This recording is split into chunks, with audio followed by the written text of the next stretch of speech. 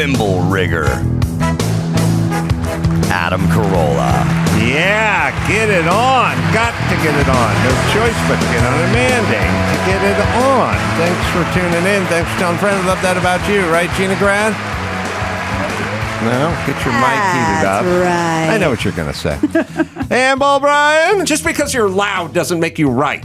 Oh, yeah. There is our late Gene night Scott. preacher. Oh, my preacher God. Gene Scott wearing Six eyes over there. He's wearing Porsche sunglasses. Then he's got the reading glasses hanging over them, and he's not wearing the pith helmet in that one. He wears a crazy hat, smokes a cigar. Yeah, he is chewing a stogie. That's later. That's As his God later, wants it. That's his later years when he became, he relied on the glasses for reading. Right.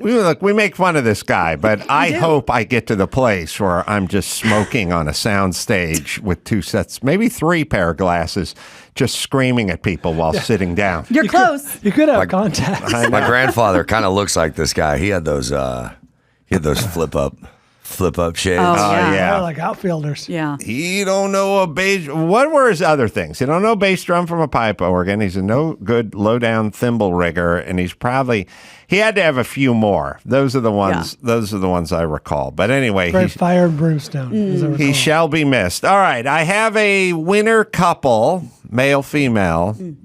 They're not necessarily together, but they're both huge winners. Okay. But I want to know who the bigger winner is out of these two. Okay. All right. And you'll have to show your work. Okay. I'll need to see how you solve this math equation. All right, got my pen. First winner woman. Saw her today.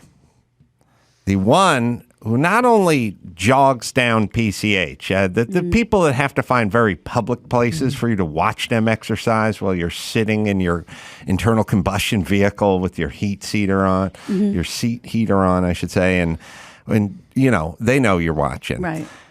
It's not enough that they just jog in front of you. The woman who stops after the jog is sort of half bent over, breathing hard and checking her watch. Not only is she exercising, but she's doing it to the point where she's checking her miles per minute and her heart rate and I get it. I don't know why you need so much information. Go out, break a sweat, hit the trail. You don't have to stop every 100 yards and check your pulse rate, but that woman gets it done. Yeah. She's running. She's got a mission to fulfill. And she's checking that watch. She's a winner in more than one way because she could be checking health data. She has a metric to reach, certain heartbeat per minute. This is going. Or email, text, Yes. like, I'm the clock. You know what I mean? Like, She's working. Yeah, I'm earning right now. Yeah, she could be doing either. I got the impression she was checking her heart rate or something because she's sort of bent over, breathing hard. It's like she sprinted the last quarter mile of her jog and she's going to see what she got her rate up to. Yeah.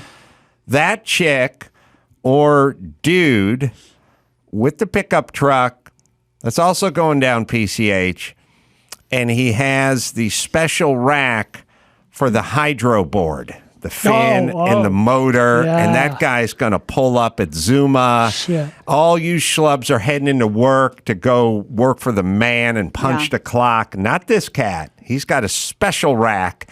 And he's taking that thing, and he's going to be hydroplaning over the open sea in a matter of minutes. The worst case scenario for that guy is that's his business, and he rents that out during the day. That's still a sweet life. It's like, I got this thing, use it, and then I'll use it. Yeah. Who's the bigger winner in this equation? I have thoughts, and I can show my Who do we want to work. hire? Well, that's a different story. Okay. I'd rather hire the jogger. The bigger winner's the dude. Mm-hmm. Because the jogger, she's a little bit OCD and she's probably a little bit tortured, and she'll bring that to work with her. Yes. And I can use that. Who's the bigger winner is the dude, because there are very, very few places in this country, nay, in this world, where it makes sense that you could drive around with something that is built specifically for an open body of water. Yeah, and the foil board, it's called. And that costs money. It's true, because when I go down PCH, I marvel. I used to marvel at these same people. The landlocked version of this is you pull into a Starbucks and there's 18 people just sitting there. Yep. And it's 11 o'clock and it's a Thursday and I don't know where you're going or where you're supposed to be. I don't know how you financially swung this one. I don't know what your partner thinks of it, but here you are in Sherman Oaks without a care in the world, not checking your clock, not antsy waiting in line because you got to hustle it back to the office. Just here we are. Yep. I got my computer. I'm not going anywhere. But I'm not so sure those people are winners. They could be unemployable. True. Yeah. And when I drive down PCH, I marvel, especially on a weekday at 9:15 in the morning, there is a gaggle of guys sitting on longboards just waiting out. for a wave. Just there's 26 guys. They're all sitting on a longboard. They're all in a cove. They're all just sitting there, floating around, waiting for the next swell. And I'm like, what day is it? Yeah. Where do you have to be? How did you work this thing out where you don't have to be anywhere?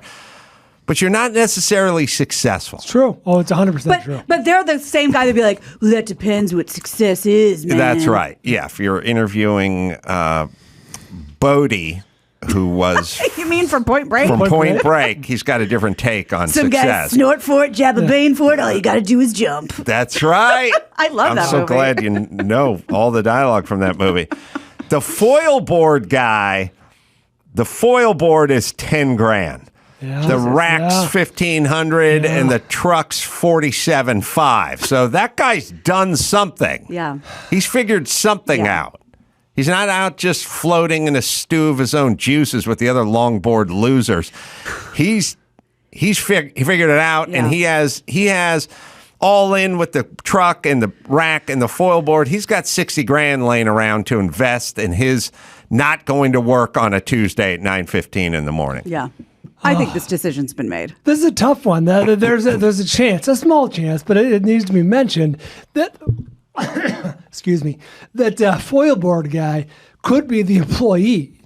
You know what I mean? He could be like the guy who goes out there and does the rentals for whatever it is. $10. I'm seeing one foil board and I'm not seeing any magnetic signs on the side of the pickup truck. This dude, this is his life. He's not wearing a shirt with something emblazoned on the breast about the company, Zoom Life or something on it.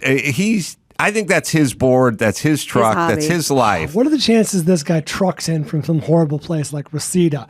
You know what I mean? Or versus the jogger, that's a fucking local. True. Yeah. And what the plates say. I don't They can't be from, that would be insane to live in the Inland Empire and have that. I don't know if you can pull this off. Like if you're in Reseda, you're married, you got a couple of kids, you got a mortgage.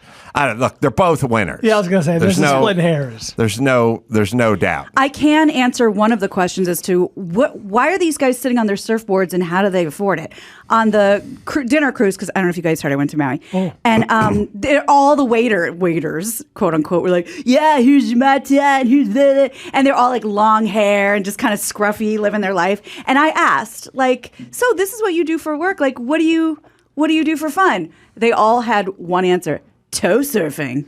Toe surfing? Where they get towed up the wave. Oh, toe surfing. Yeah. Oh, man, that's the craziest at night, surfing. They do dinner cruises because they still get to be on the water, and that's kind of what they like. Yeah. And during the day, they surf. Plenty of the employees out there will construct their life around early morning surf sessions. Yes. All right. Let's switch gears to something that seems to be going. Oh, man, there's just been an avalanche of... we got some Casey Anthony updates, but a lot of race-related stuff going down as I was watching my entertainment shows last night. There was the kerfuffle at Buckingham Palace. What? I don't know about this. Oh, yeah. There was it was all over the entertainment shows. There's 80, and probably could have found it over on CNN, too. There was 83-year-old, I don't know, whatever their title was over there. But Duke, Duchess. Yeah, something. Lord. She was a lady. She's a lady. There we go. Close. Yeah. And she got in all kinds of trouble. Now she's had to resign. Oh, boy. But here's the story. Prince William's godmother resigns honorary royal role after allegation of racism. Buckingham Palace said Wednesday that an honorary member of the household has resigned after making, quote, unacceptable and deeply regrettable comments to a black guest. The individual confirmed would like to express her profound apologies for the hurt caused and has stepped aside from her honorary role with immediate effect, the palace said. You know what the without naming problem the person. with the racist allegations? Everybody has to denounce you, like Harry and the sons, and everyone has to get distance, Yeah, and oh, they yeah. have to go, Don't oh, she's not stink on my them." godmother. Right. I haven't seen her in years. I disapprove of this. Somebody kills somebody, you can still stand by them. Yeah. You can kind of go, hey, that was self-defense, or I know Johnny would have never That's not done the that. so-and-so I That's know." not my son, Right. you know, whatever. Racism, pal. You're like, you're on an island. You're out on that Ziffy board alone Yeah. in, Good toad in out the there. Pacific. Yeah. Mandu Reid, the leader of the British Women's Equality Party, who witnessed the exchange on Thursday, identified the person as 83-year-old Lady Susan Hussey, Prince William's Unfortunate. godmother and lady-in-waiting for the late Queen Elizabeth II. Ngozi Fulani, the head of Sista That's Space, not a real name. a charity that supports victims of domestic abuse, alleged in a tweet that the household member repeatedly pressed her for information about her nationality. In a statement, Buckingham Palace said it took this incident, quote, extremely seriously, adding that it had investigated immediately to establish the full details. Well, That's the the racism. good news is, if this is racism, come a long way. then we've come a long way. There's, you know, in the 50s, if you open a newspaper and there was some racism going on, somebody had a dog suck or sicked on them. Somebody was lynched. Somebody was something horrible, firebombed, you know, something, a black church or something like that. I'm interested in knowing more about you. Quite. Do you have any Grey Poupon in Africa? Yes. The statement did not identify Hussey. The palace had reached out to Ngozi Fulani on this matter, and are inviting her to discuss all elements of her experience in person if she wishes. She said in a radio interview, though, she has not been contacted. All members of the household are being reminded of the diversity and inclusivity policies which they are required to uphold at all times, the palace added. In a tweet on Wednesday, Sista Space thanked everyone for their support and explained that the organization did not want to name the person involved. Okay. It is the system that needs to be revised, the organization said. Yes, the person was offensive, but it serves no purpose to name and shame her. It would make us just as bad. We prefer that this be handled kindly. Yeah, so the person who was the recipient of the questions from the elderly woman, I don't know. I think it's in there somewhere, but she was hurt. She was injured. She was devastated. She found it traumatic. She was traumatized. Yeah. Now, we can show you some other pictures of the woman who was traumatized.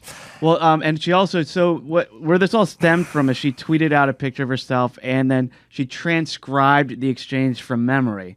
So Gina and I could do a table read. Oh, yeah, if of- you Oh, want. okay. Oh, It'll fun. be the just like exchange. you were there. So Let's do Gina that. will be Lady Hussey and I'll Obviously. be Ngozi.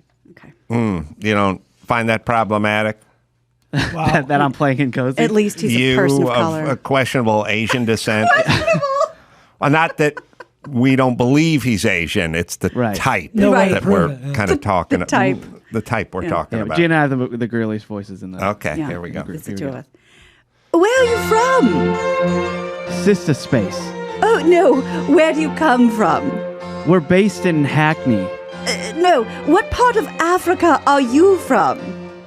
I don't know. They didn't leave any records. Well, you must know where you're from. I spent time in France. Where are you from? Here, UK. No.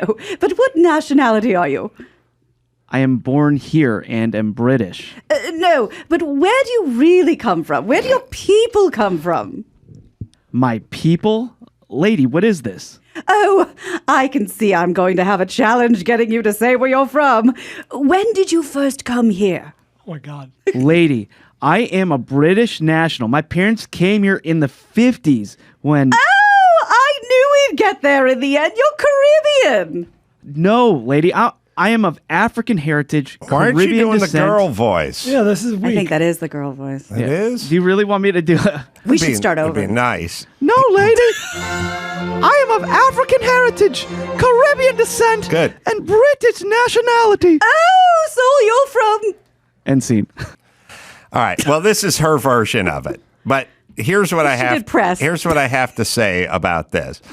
There's pictures of her wearing ceremonial garb with the African flag headband, and she's looking like an extra from that Women Warriors movie. Oh, sure. The Woman King? Yeah. She dressed that way. She did this. She said, I shall put on all the garb I think you're inviting a fair amount of my country, and then I'm going to show up at this event, which could be international, and don't be surprised if people come up and ask you. She's wearing, her earrings are Africa, her headband is Africa. Everything about her says, this is who I am. It looks like she's representing a place. So the people are asking, what place are you representing?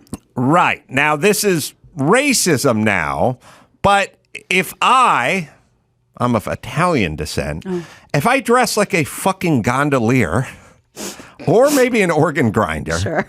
and I showed up an event in full garb, full gondolier garb, I had the push stick and the hat and everything. sash around the your sash. Push stick. And I would expect people to come up to me and go like, what part of Italy are you from? How dare you? And then I'd How go, dare you? I was born in North Hollywood. And they'd go, oh, okay, but then where's your family? Like, what part of Italy is your family from? That would be a perfectly logical question that I would essentially be inviting. That was what I was I'm gonna inviting this. And this is the New World Order, which is you invite this, and then when it doesn't go the way, and by the way, it's an 83-year-old woman who's never left Hounslow.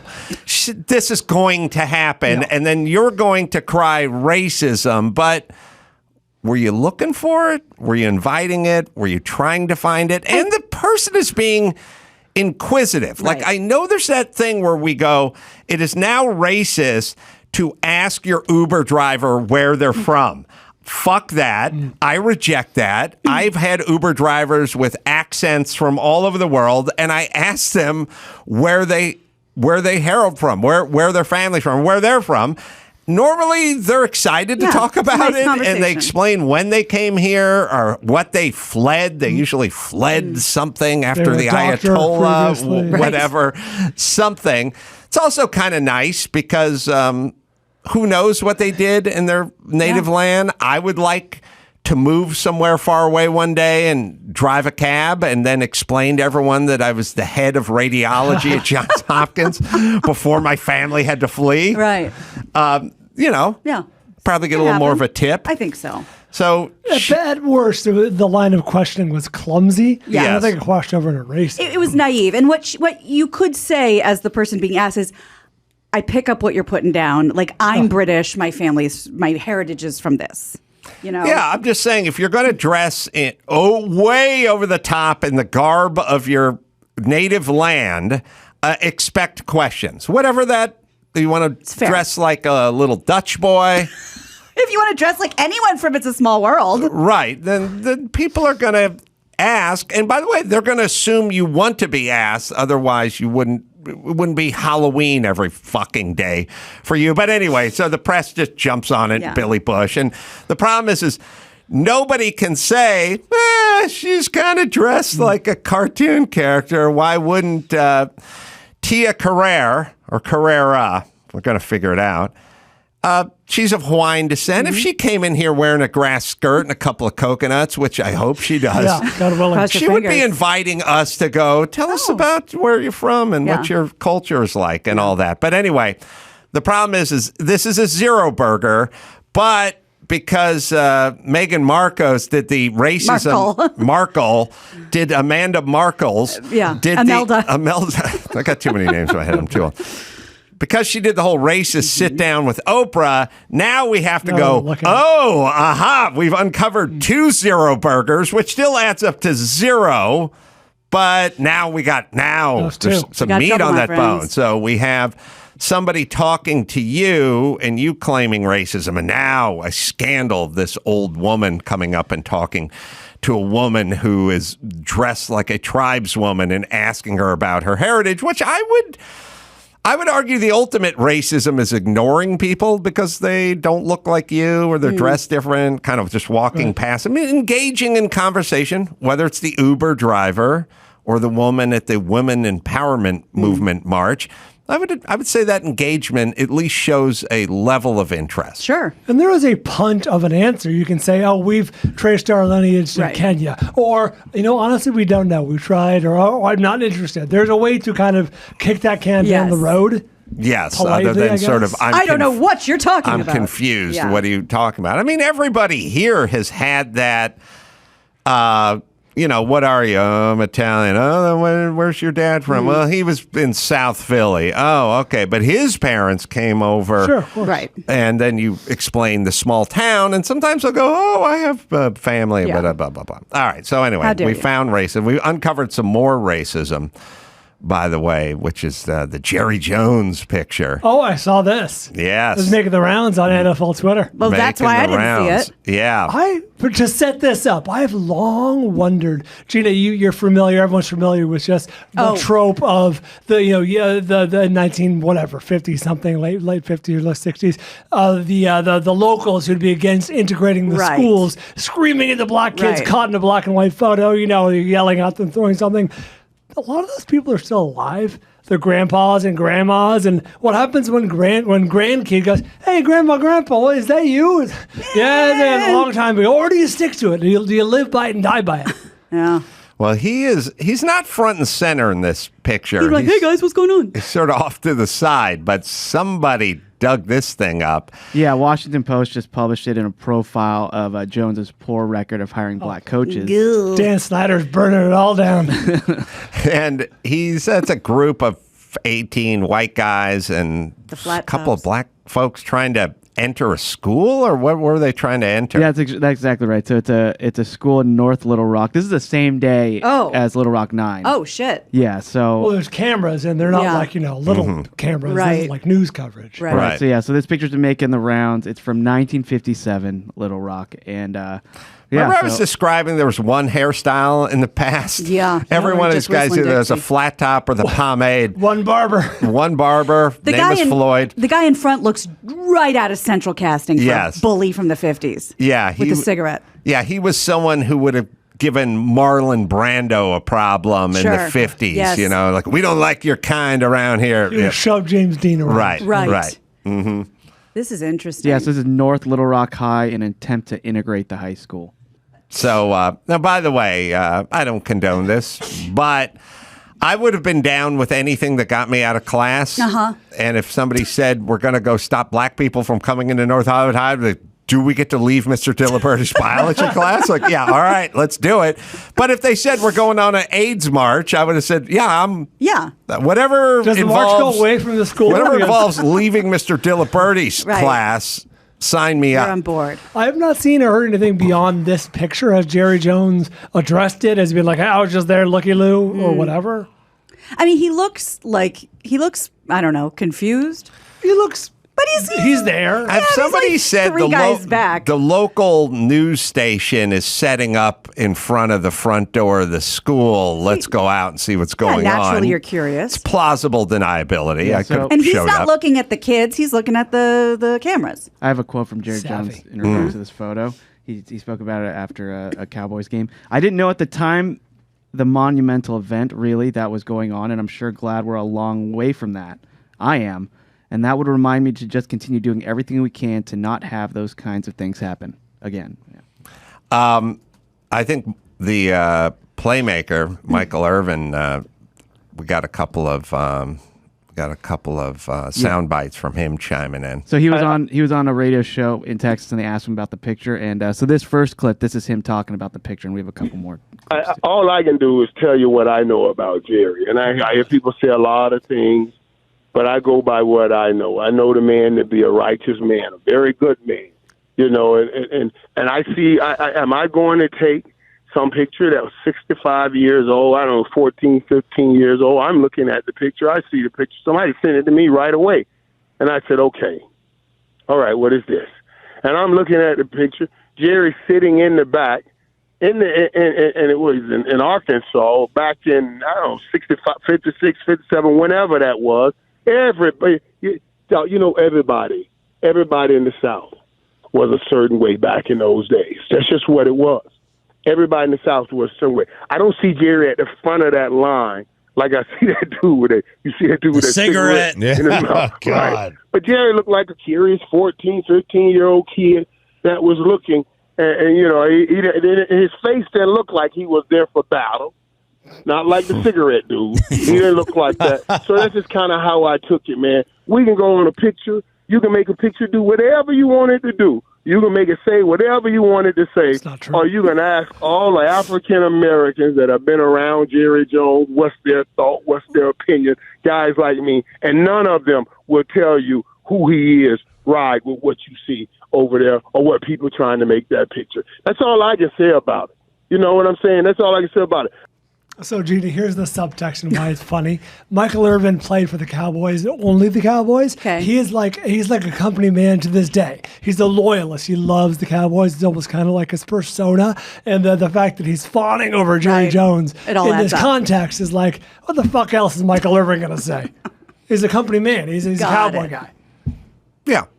No, but He's not wrong necessarily, but the humor of it is he's never going to say. Yeah, he's going to defend the Cowboys. He'll never. Yeah. On the other hand, it's another nothing burger, and I'm sure Jerry Jones and he got along because he was a playmaker, man. Won 3 Super Bowls. But I'd feel remiss if we left this picture without pointing out, the cigarette guy in front's scary. The guy behind him is way scarier. Anyone in a serious situation who starts laughing or smiling or smirking, to me, is way scarier. Yeah, it also... Hey, what do we got here? He's the toady henchman in the movie. Exactly. It's all... Michael Irvin makes a point, which is you can take a picture. It's always like when you watch political shows when they're doing a hit piece on one guy. When they're talking shit about Joe Biden, it's a picture of him rubbing his eyes and looking down. Yeah. You know what I mean? When they're talking shit about Donald Trump, it's a picture of him bellowing like up like a dictator. triple chin, spittle like flying out. And you go, look at him, look at him. It always matches. Fine. Yeah, because 2 seconds later, the guy with the cigarette with the scary look on his face could have changed his face, and then Jerry Jones could have looked angry. He was there to escort them in. It was just a bad moment. Anyway, this is, look, if this is what we got, then we're in pretty damn good shape. That's all I'm saying about racism. Also, wow, there's a really interesting article that I found that was written by... Oh, Dawson will find. Roland Fryer. Roland Fryer. Who's Roland Fryer? We'll find that out. I think he's a man of color. That much I got from reading the article, but I'm not sure how well American I know him. economist, professor at Harvard. All right, and a man of color in his 60s or something like that. 45. Oh, he's a younger guy. All right, let me hit Simply Safe, and then we'll get into this very poignant article. Simply Safe. Oh, home should be where the family feels safest, especially over the holidays this season. Give them the gift of protection with the #1 rated home security system. Right now, Simply Safe is offering my listeners 40% off a new security system. These guys are great. They've been with us for a million years. We all use their product. You can set it up yourself in about a half hour. You go online, you order the system that fits your home or even your apartment or condo. Named Best Home Security System of 2022 by U.S. News and World Report. 3rd year in a row, 24/7 professional monitoring, cost under $1 a day, less than half the price of traditional home security systems. And they have an app now. You can arm, you can disarm, you can unlock for a guest who's coming by, access cameras, or adjust system settings anytime, anywhere. It's Simply Safe, right, Dawson? Don't miss your chance to save big on our favorite security system. Get 40% off any new system at simplysafe.com/Adam today. That's simplysafe.com/Adam. There's no safe like Simply Safe. All right, a very important and poignant article to share and we'll do that right after this.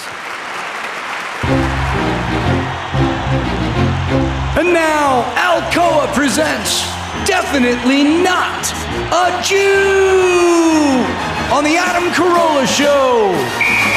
Dateline, Fort Wayne, Indiana. A 79-year-old man is facing 48 years in prison after setting fire to multiple used car dealerships. The man was upset. The dealership sold him, quote, a lemon of a Jeep in 1986. The man started fires by cutting a hole in the roof of a 2008 Pontiac Solstice convertible and throwing in a road flare. Definitely not a Jew. Wow. Leader in the clubhouse. Yeah, for sure. Holds a grudge. All right. The other thing that's especially problematic about the time we're living in is once somebody like the elderly Duchess gets inquisitive with the Nubian warrior, we all have to dump on her because there's precedent. There's Sharon Osbourne defending Pierce Morgan. Pierce Morgan. There's Chris, what's his name from The Bachelor, defending a bachelorette, and they got shit canned post haste. So not only have we learned that there is no defending or explaining or attempting to do any of that because you shall be dethroned yourself. All right. Roland Fryer is one of the top economists in the world and is a recipient of the MacArthur Fellowship, which is a genius grant, and at age 30 became the second youngest professor and youngest African-American to ever receive tenure at Harvard. Wow.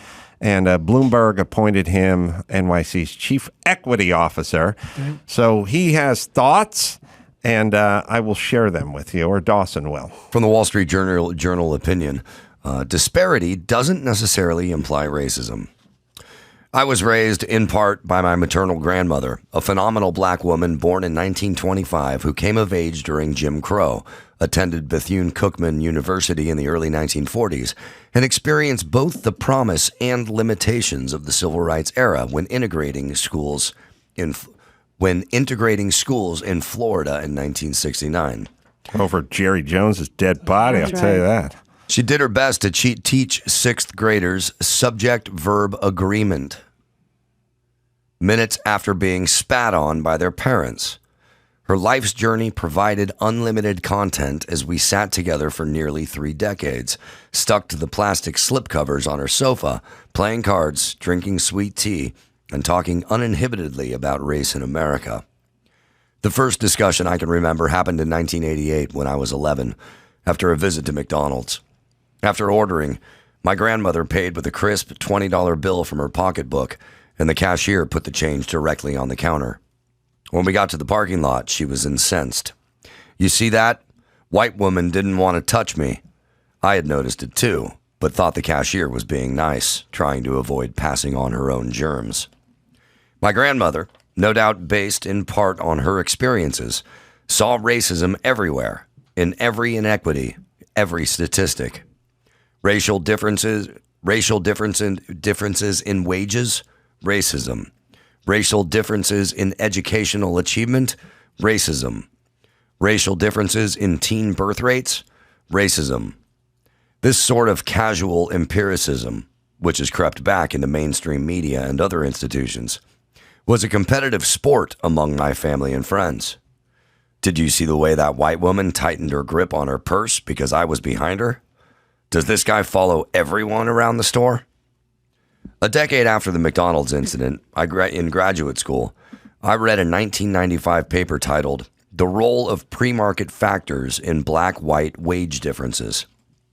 Using a nationally representative sample of more than 12,000 14 to 17-year-olds from 1979, Derek A. Neal and William R. Johnson estimated that blacks earned between 35% to 45% less than whites on average.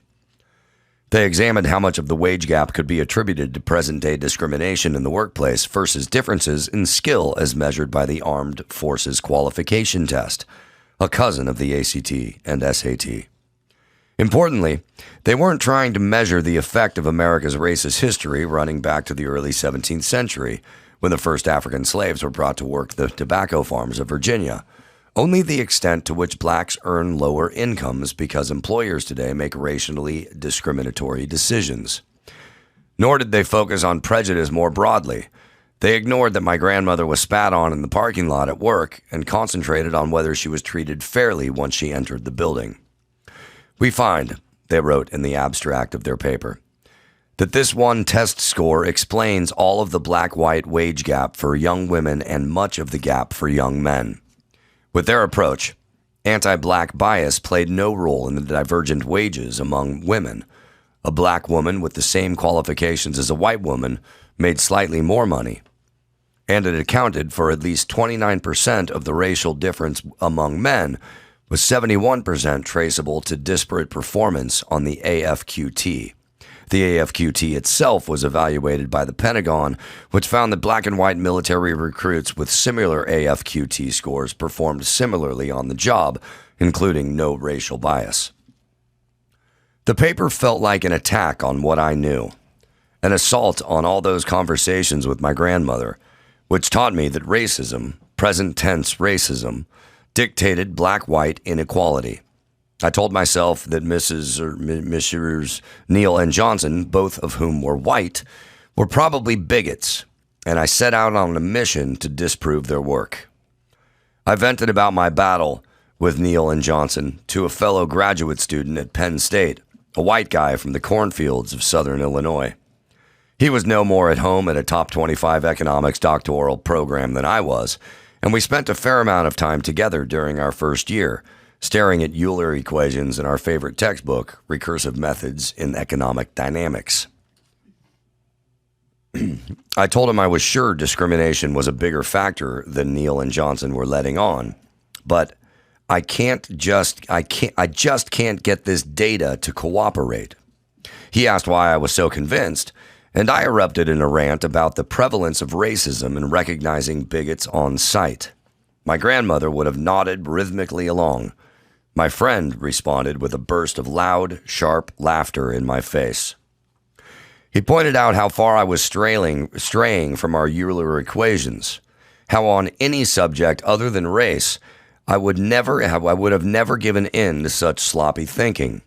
The double identity, a classically trained economist taught to tease out casual relationships, and a black Southern boy that discriminated is ubiquitous.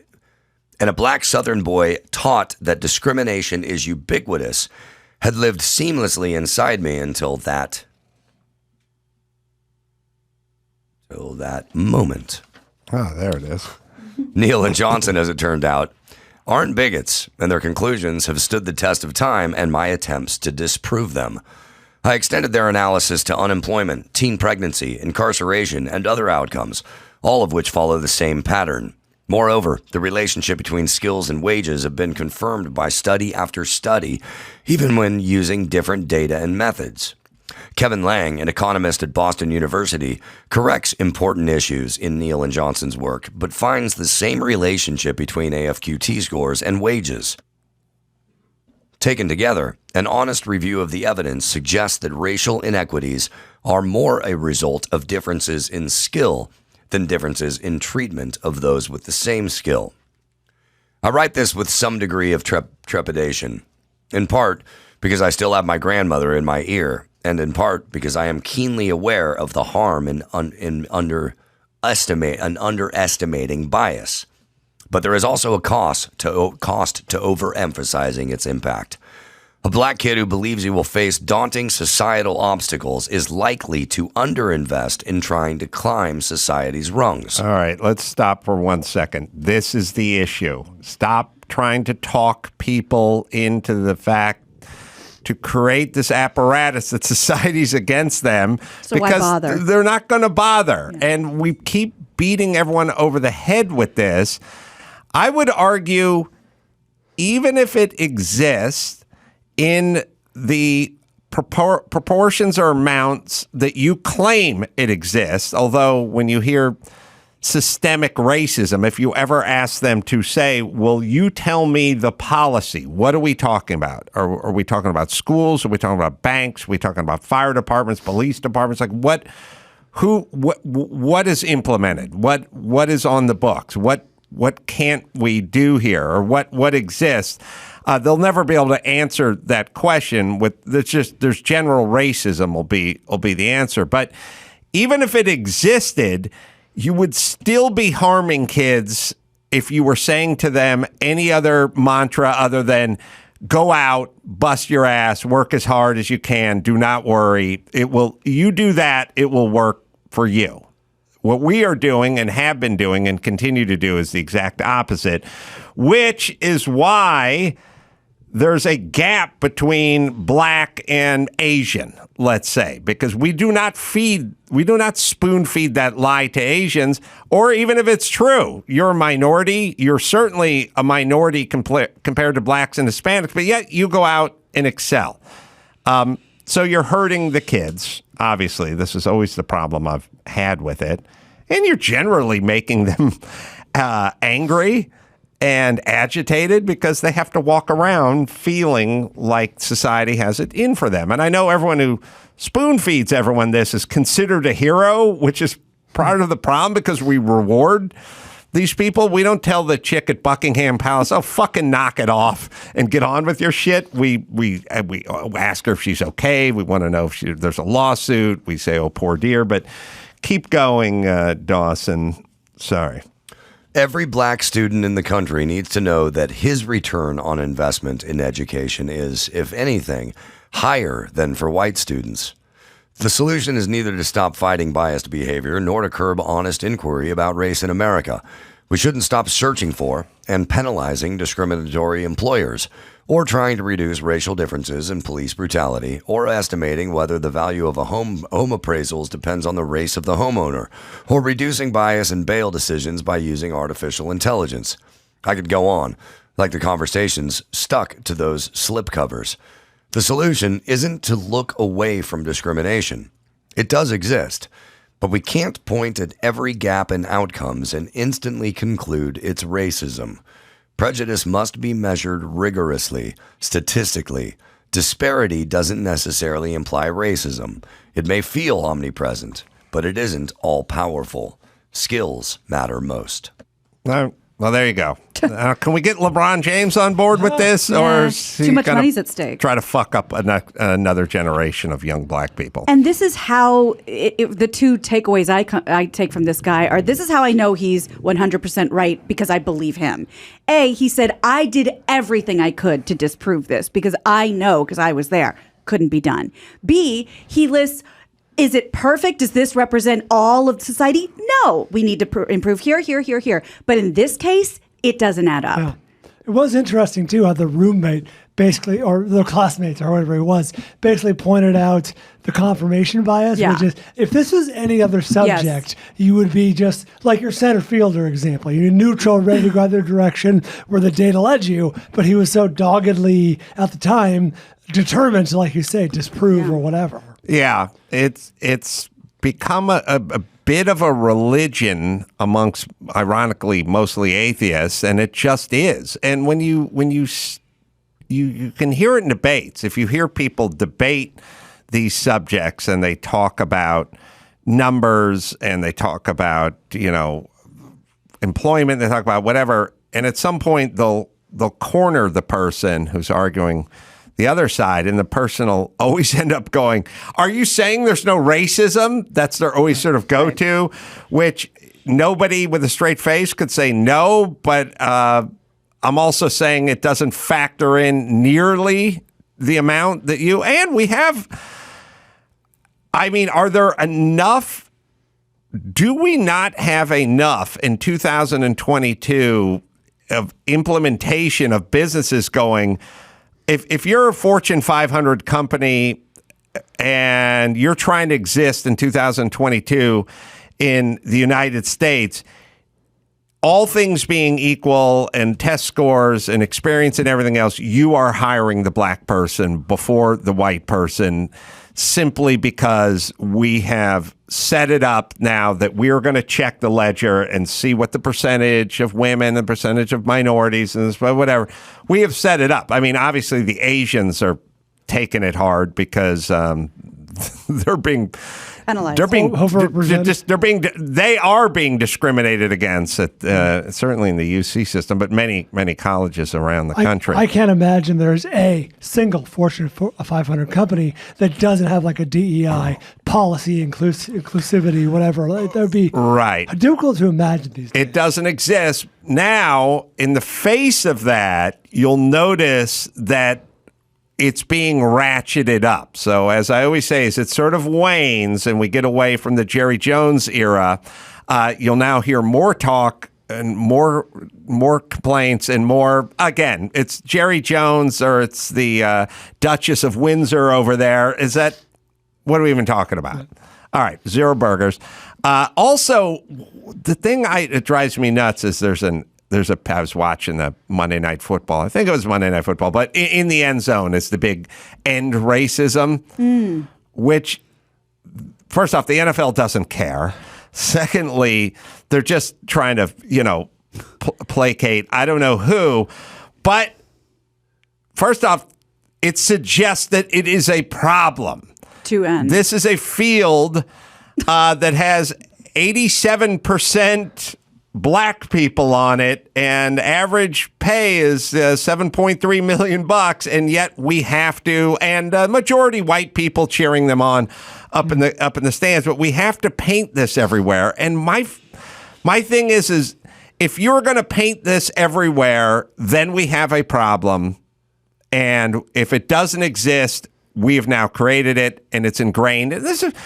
Look, you're 9 years old. When I was 9 years old, if I was sitting home watching the Colts play and I saw end racism in the end zone, I'd go, well, evidently we have a problem. You wouldn't use the word evidently.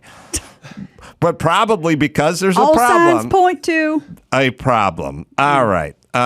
So we got maybe some phone calls, but we also got Casey Anthony. We've got to talk about this. Yes. So I don't know much about the case. I didn't know much about the case because I do not get sucked into such folly. Now, you can go, there's a 2-year-old dead. A 2-year-old dies every 14 minutes. Are you saying 2-year-olds don't die? They die. I'm actually with you on this. Well, I did not know when we talked about her yesterday if she had been initially found guilty or not guilty. I had no idea. She does not seem like a great person. We can turn to our barometer of all things logical, which is Rosie O'Donnell. This was we can bombshell. see what she thought about it. I can just tell by her expression she's not happy about this 3-part series. Yeah. All right. So I'm in my car and I'm thinking about Casey Anthony. I watched that whole documentary. And I believe her father did it. Whoa. Oh. I do. Now, when I started watching that documentary, I thought there's no way in hell that this girl is innocent. And I changed my mind. Listen, it kind of made sense to me what she was saying. And I believed her. And everyone said she was a great mom. I don't know. I know this is going to be a controversial opinion because I went on, when I first started watching it, I made a TikTok last night and I was like, come on, who's she kidding? And everybody was agreeing with me saying, yeah, she's guilty. I would never watch that. She's making money on that. But what an amazing, amazing documentary. Truly one of the best ones I've seen in a long time. It was riveting. And I think it might change people's opinions. If you can go in with an open mind. Pause for a second. Is there any hard out for TikTok? Or they just give you 7 days to Good talk. question. I thought they were faster. I thought they were like snippets. I didn't know they were long form. What, is You there, can go long. Yeah, you can go long? You go a few minutes, yeah. Oh, okay. Guess so. Do we need more, Rosie, No, or we get it? that's pretty much. That was the end, actually. So she thinks the dad did it. Yeah, Now, all right. So Did you watch the same I've thing? watched 2 out of 3 of them so the far. nuts and the bolts are the daughter, Casey. The Kaylee, the baby. I don't I already got the Casey and the Yeah. Kaylee, and I'm already lost. Kaylee's the baby. Right. So Kaylee was found in an above ground pool. Wait, I thought it was a tub. Maybe I wasn't watching close enough. I didn't watch the doc, but I got the lowdown from one of the lackeys out in the hall, maybe. and they said found in an above ground pool. Okay. Maybe I was playing too much Candy Crush. Which is Is this a white trash thing where we're not quite sure if it's a pool or a tub? A cowboy tub. Or like a claw-footed tub that we put outside. Oh, yeah. I was told above ground Okay, pool, let's go with which that. should be Sure. a 2-year-old would have to work a little bit to get into above ground pool. I guess they could, but it seems like I don't know. Vito, what do we got? So she was found in the woods or like in a wooded area. Right, but they say she drowned in an above ground pool. Okay, yeah. But she wasn't just she was found duct taped. Really? Yeah. Uh-huh. And nobody called this in. Why was there duct tape in the pool? That's a great question. Nobody called this in for 30 days. Right. And the child was found duct taped. So, Yeah. I don't know what kind of accident you get in if you're doing you pin the tail on the donkey and you can't find a blindfold. Yeah. It's not great. Now, we all have and they do this thing where it's like Casey Anthony was partying during this time period. I don't know. It's kind of neither here nor there for me. Young chicks party. I don't like the optics of it, but I also look at it the other way, which is if you murdered your daughter and you're trying to get away with it, would you party? Right. Yeah. But I think you might be looking at this like a sane person. Mm-hmm. So the first 2 episodes that I watched, this is somebody, and I think Nancy Grace was right about the crying, about the crocodile tears. She really turns him on and off. And not just facially, but so much of her reminded me of a cross between Alyssa Milano and Amber Heard on The Stand. There was a lot. There was a lot of a lot of deja vu when I was watching her. So, and then there's like clips of her calling from jail and being like, "What the fuck, Mom? You're not on my fucking side. You're telling the news that I could have fucking did it, you fucking bitch." And she's like, "I don't know, honey. I don't know what's going on." Well, fuck you. Oh, really? Yeah, it's not. I mean, and can the dad be a complete piece of shit? Totally. That's possible. I don't know him. But she's basically saying that he fucking killed her and molested her and molested Casey. So that's a lot I feel like Rosie's got some dude issues, so she might be more easily swayed over to the dad side, especially once you start hearing about abuse or sexual abuse. So, okay. Maybe, Casey Anthony was out there. She was partying. She was getting some dudes. And maybe Rosie's like, I can get in there. She wants to hang. Yeah, she really wants to hang. She's newly divorced. I didn't think of it like that. Plausible. Yeah. Did you? What did you walk away from? What opinion? What do you think? Dad. Is Dad involved? I mean, Dad. I don't know if they really bring it home on the 3rd episode, which I haven't watched. But first of all, the point of I think this documentary that Casey's so involved in is to make her look innocent. Yes, that's part of it. Okay. The dad seems like he could be an asshole, but so far I don't see him as a murderer. I see her as somebody who is potentially has a chemical imbalance. Like lying comes very easily to her. She lies about everything. And she says like, yeah, do I lie a lot? Yeah. So maybe, I don't know, is it a sociopathy? Does she not feel regret and remorse? Does she say anything about not contacting the police in those 30 days? Yeah, again, I'm not done yet, but she said like she's basically like her parents are the puppet masters and she was just falling victim to anything they told her to do, which was like, keep quiet. And she blamed it on this poor woman that she said was the nanny and Fernandez Gutierrez. Yeah. This woman was not the nanny. She's like a neighbor or something, and pinned it on her. She was the nanny was the last person I saw with her. And this is all fucking lies. It's all bullshit. She goes, did I lie to the cops over and over again? Yes, I did. Did I kill my kid? No, I did not. Well, let's put it through my simulator here, which is I always say if somebody, you have to just do a thought experiment, which is what you're saying did happen. Mm-hmm. This was my OJ, I never killed my wife thing.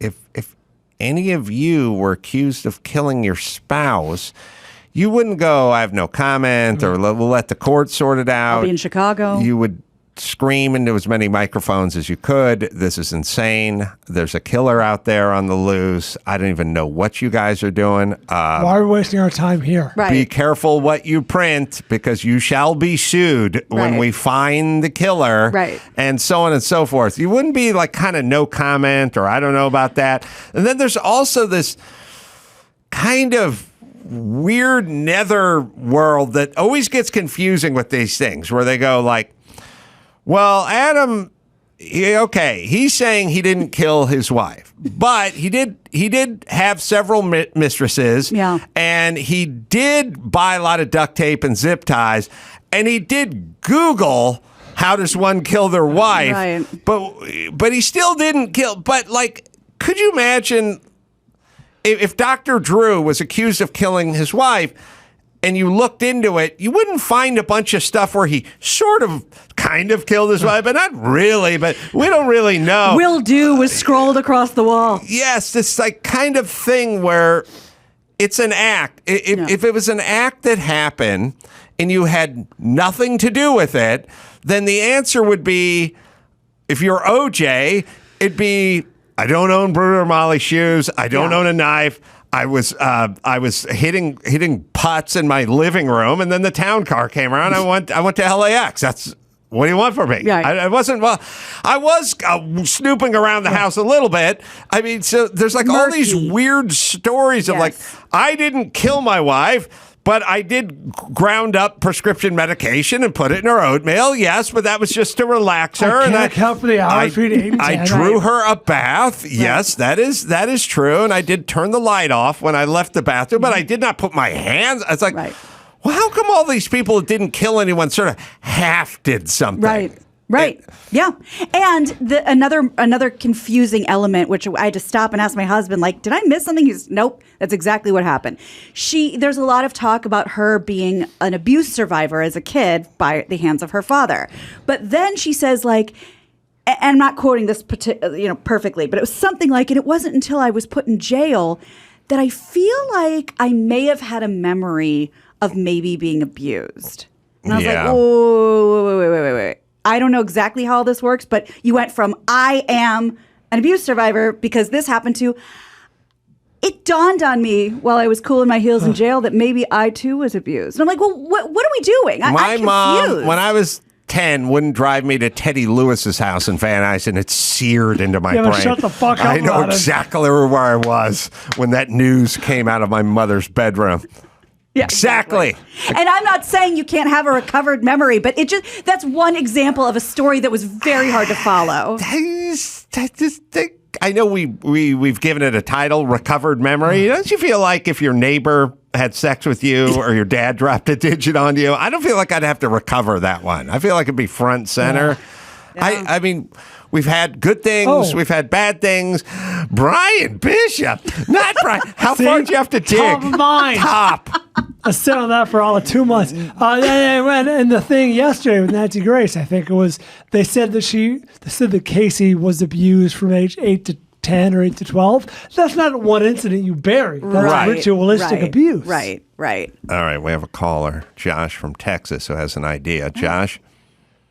Yes, sir. Where do you live in Texas? Big Spring. Oh. Out in West Texas, out in the middle of nowhere. You know the Mendelsons? The Mendelsons. That name does sound familiar, but I can't put a finger on it. Okay. We'll check the mailboxes when you drive.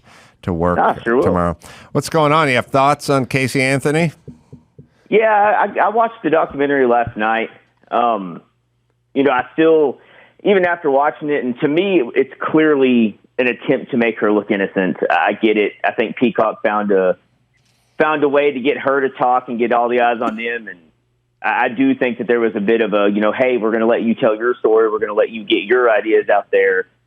But, the whole theory of the dad doing it, and, I agree with everything y'all just got done saying about the, I had a thought in jail about abuse and all that. If it's from 8 to 12, it wasn't just an isolated incident. I don't think it's something you would bury that deep to forget it. But a lot of the evidence that points to her that just really can't be disputed, she didn't have an answer for, but had hypothetical answers for. Like the computer search for how to make chloroform. They said it was from her password protected account on her computer. And the police said that they had cell phone records and pings proving that she was home at that time and her dad was at work. Well, her whole theory to debunk that was, my dad only works 5 minutes away, so he could have came home and done it too. And, they never followed up and said, well, you were home, so did he come home? Did you see him come do that? It was just like, oh, no, he could have easily just come in and did it. And I almost just felt like they glossed over it and thought, oh, well, we'll just take her for her word. Then, yeah, he could have done it. There's more evidence for him doing it right there. But I just feel no matter how much they tried to push that, there's just so many facts and evidence that point towards the mom. Or Casey. There's just, you're out partying for 30 days, and I also agree with you on that. Young women party, that's kind of what they do. But she got a tattoo on her back that translates to the good life. Bella and she Vita. said on the documentary that was a fuck you to her parents. Well, okay, if your daughter's missing and you don't know where she is and they don't know where she is at the time, why are you putting that on your body? Why are you sending weird, subliminal messages to your parents through tattoos? It just all kind of reeks of narcissism. Hey, Josh, disorder. I got a job for you, and I'm going to get to the bottom of this. We are not going to be able to try this case in the court of public opinion with a bunch of yentas drinking rosé and screaming at the TV set. The only way to figure this out is we got to get a bunch of guys like you, Josh, who have no interest in this and did not watch it the first time around and are not invested in it in any way. We can't take middle-aged women drinking rosé and screaming at the TV set because they're in one way or another. They know what they know. Yes. You know what we need? 12 angry men. 12. The guy at the ballpark or the ball game tickets burns a hole in his pocket. Right. And you're going, you got to watch this doc. And they're going, oh, fuck. Who gives a shit about this? Yeah. My ex-wife was tied up in this shit. And that's why I divorced her 10 years ago. No. Sit down and watch this shit. That'll be an unbiased, facts-based group of clear thinkers who are not biased and don't have any predetermined thoughts on it, forced to watch it. And when those 12 guys render a decision, that'll be good enough for me. How say you, Josh? I couldn't agree more. That sounds like a better idea than anything else I've heard from it, because you're absolutely right. If you just take 12 people that have no interest in it, that are pissed off that they're having to watch it anyway, all you have to do is just see the fact of, well, what did she tell the police? Well, she told them she worked here. Well, what did they do when they went there? Oh, she lied and said, oh, okay, you caught me. I don't work here. Well, where'd you take your daughter? Oh, I took her to this apartment complex. Okay, well, there's no one living in there. Oh, yeah, I lied about that, too. I didn't take her here either. I mean, they glossed over all of that, and they almost just kind of presented it to you in like she did this, but forget about that. Let's talk about what she has in her head. And it's like, well, I kind of see what she has in her head. All and right, I don't think so that's you'd come down on guilty. Get to work, Josh. Yeah. All right, we're gonna be contacting you.